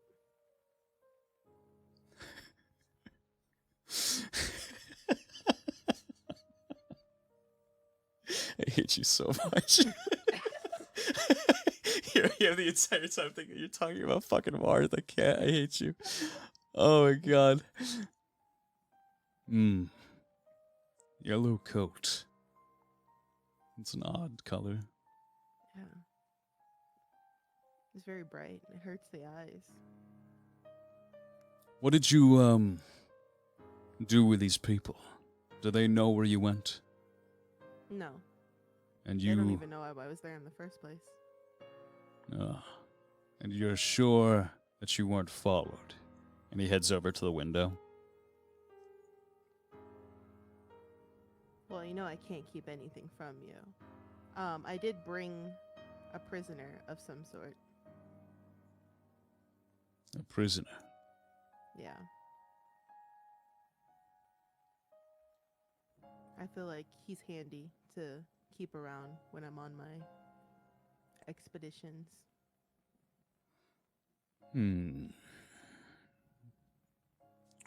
I suppose I would have found out one way or another. Yes. And you brought him here on your own jurisdiction, no? Yes. Alice, Alice, Alice. Should you not have asked your father before bringing anyone back to Reddish? Well, I was going to, but on my way back, I couldn't reach you in any way. And also, he's almost like a puppy. You know, he doesn't ask a lot of questions.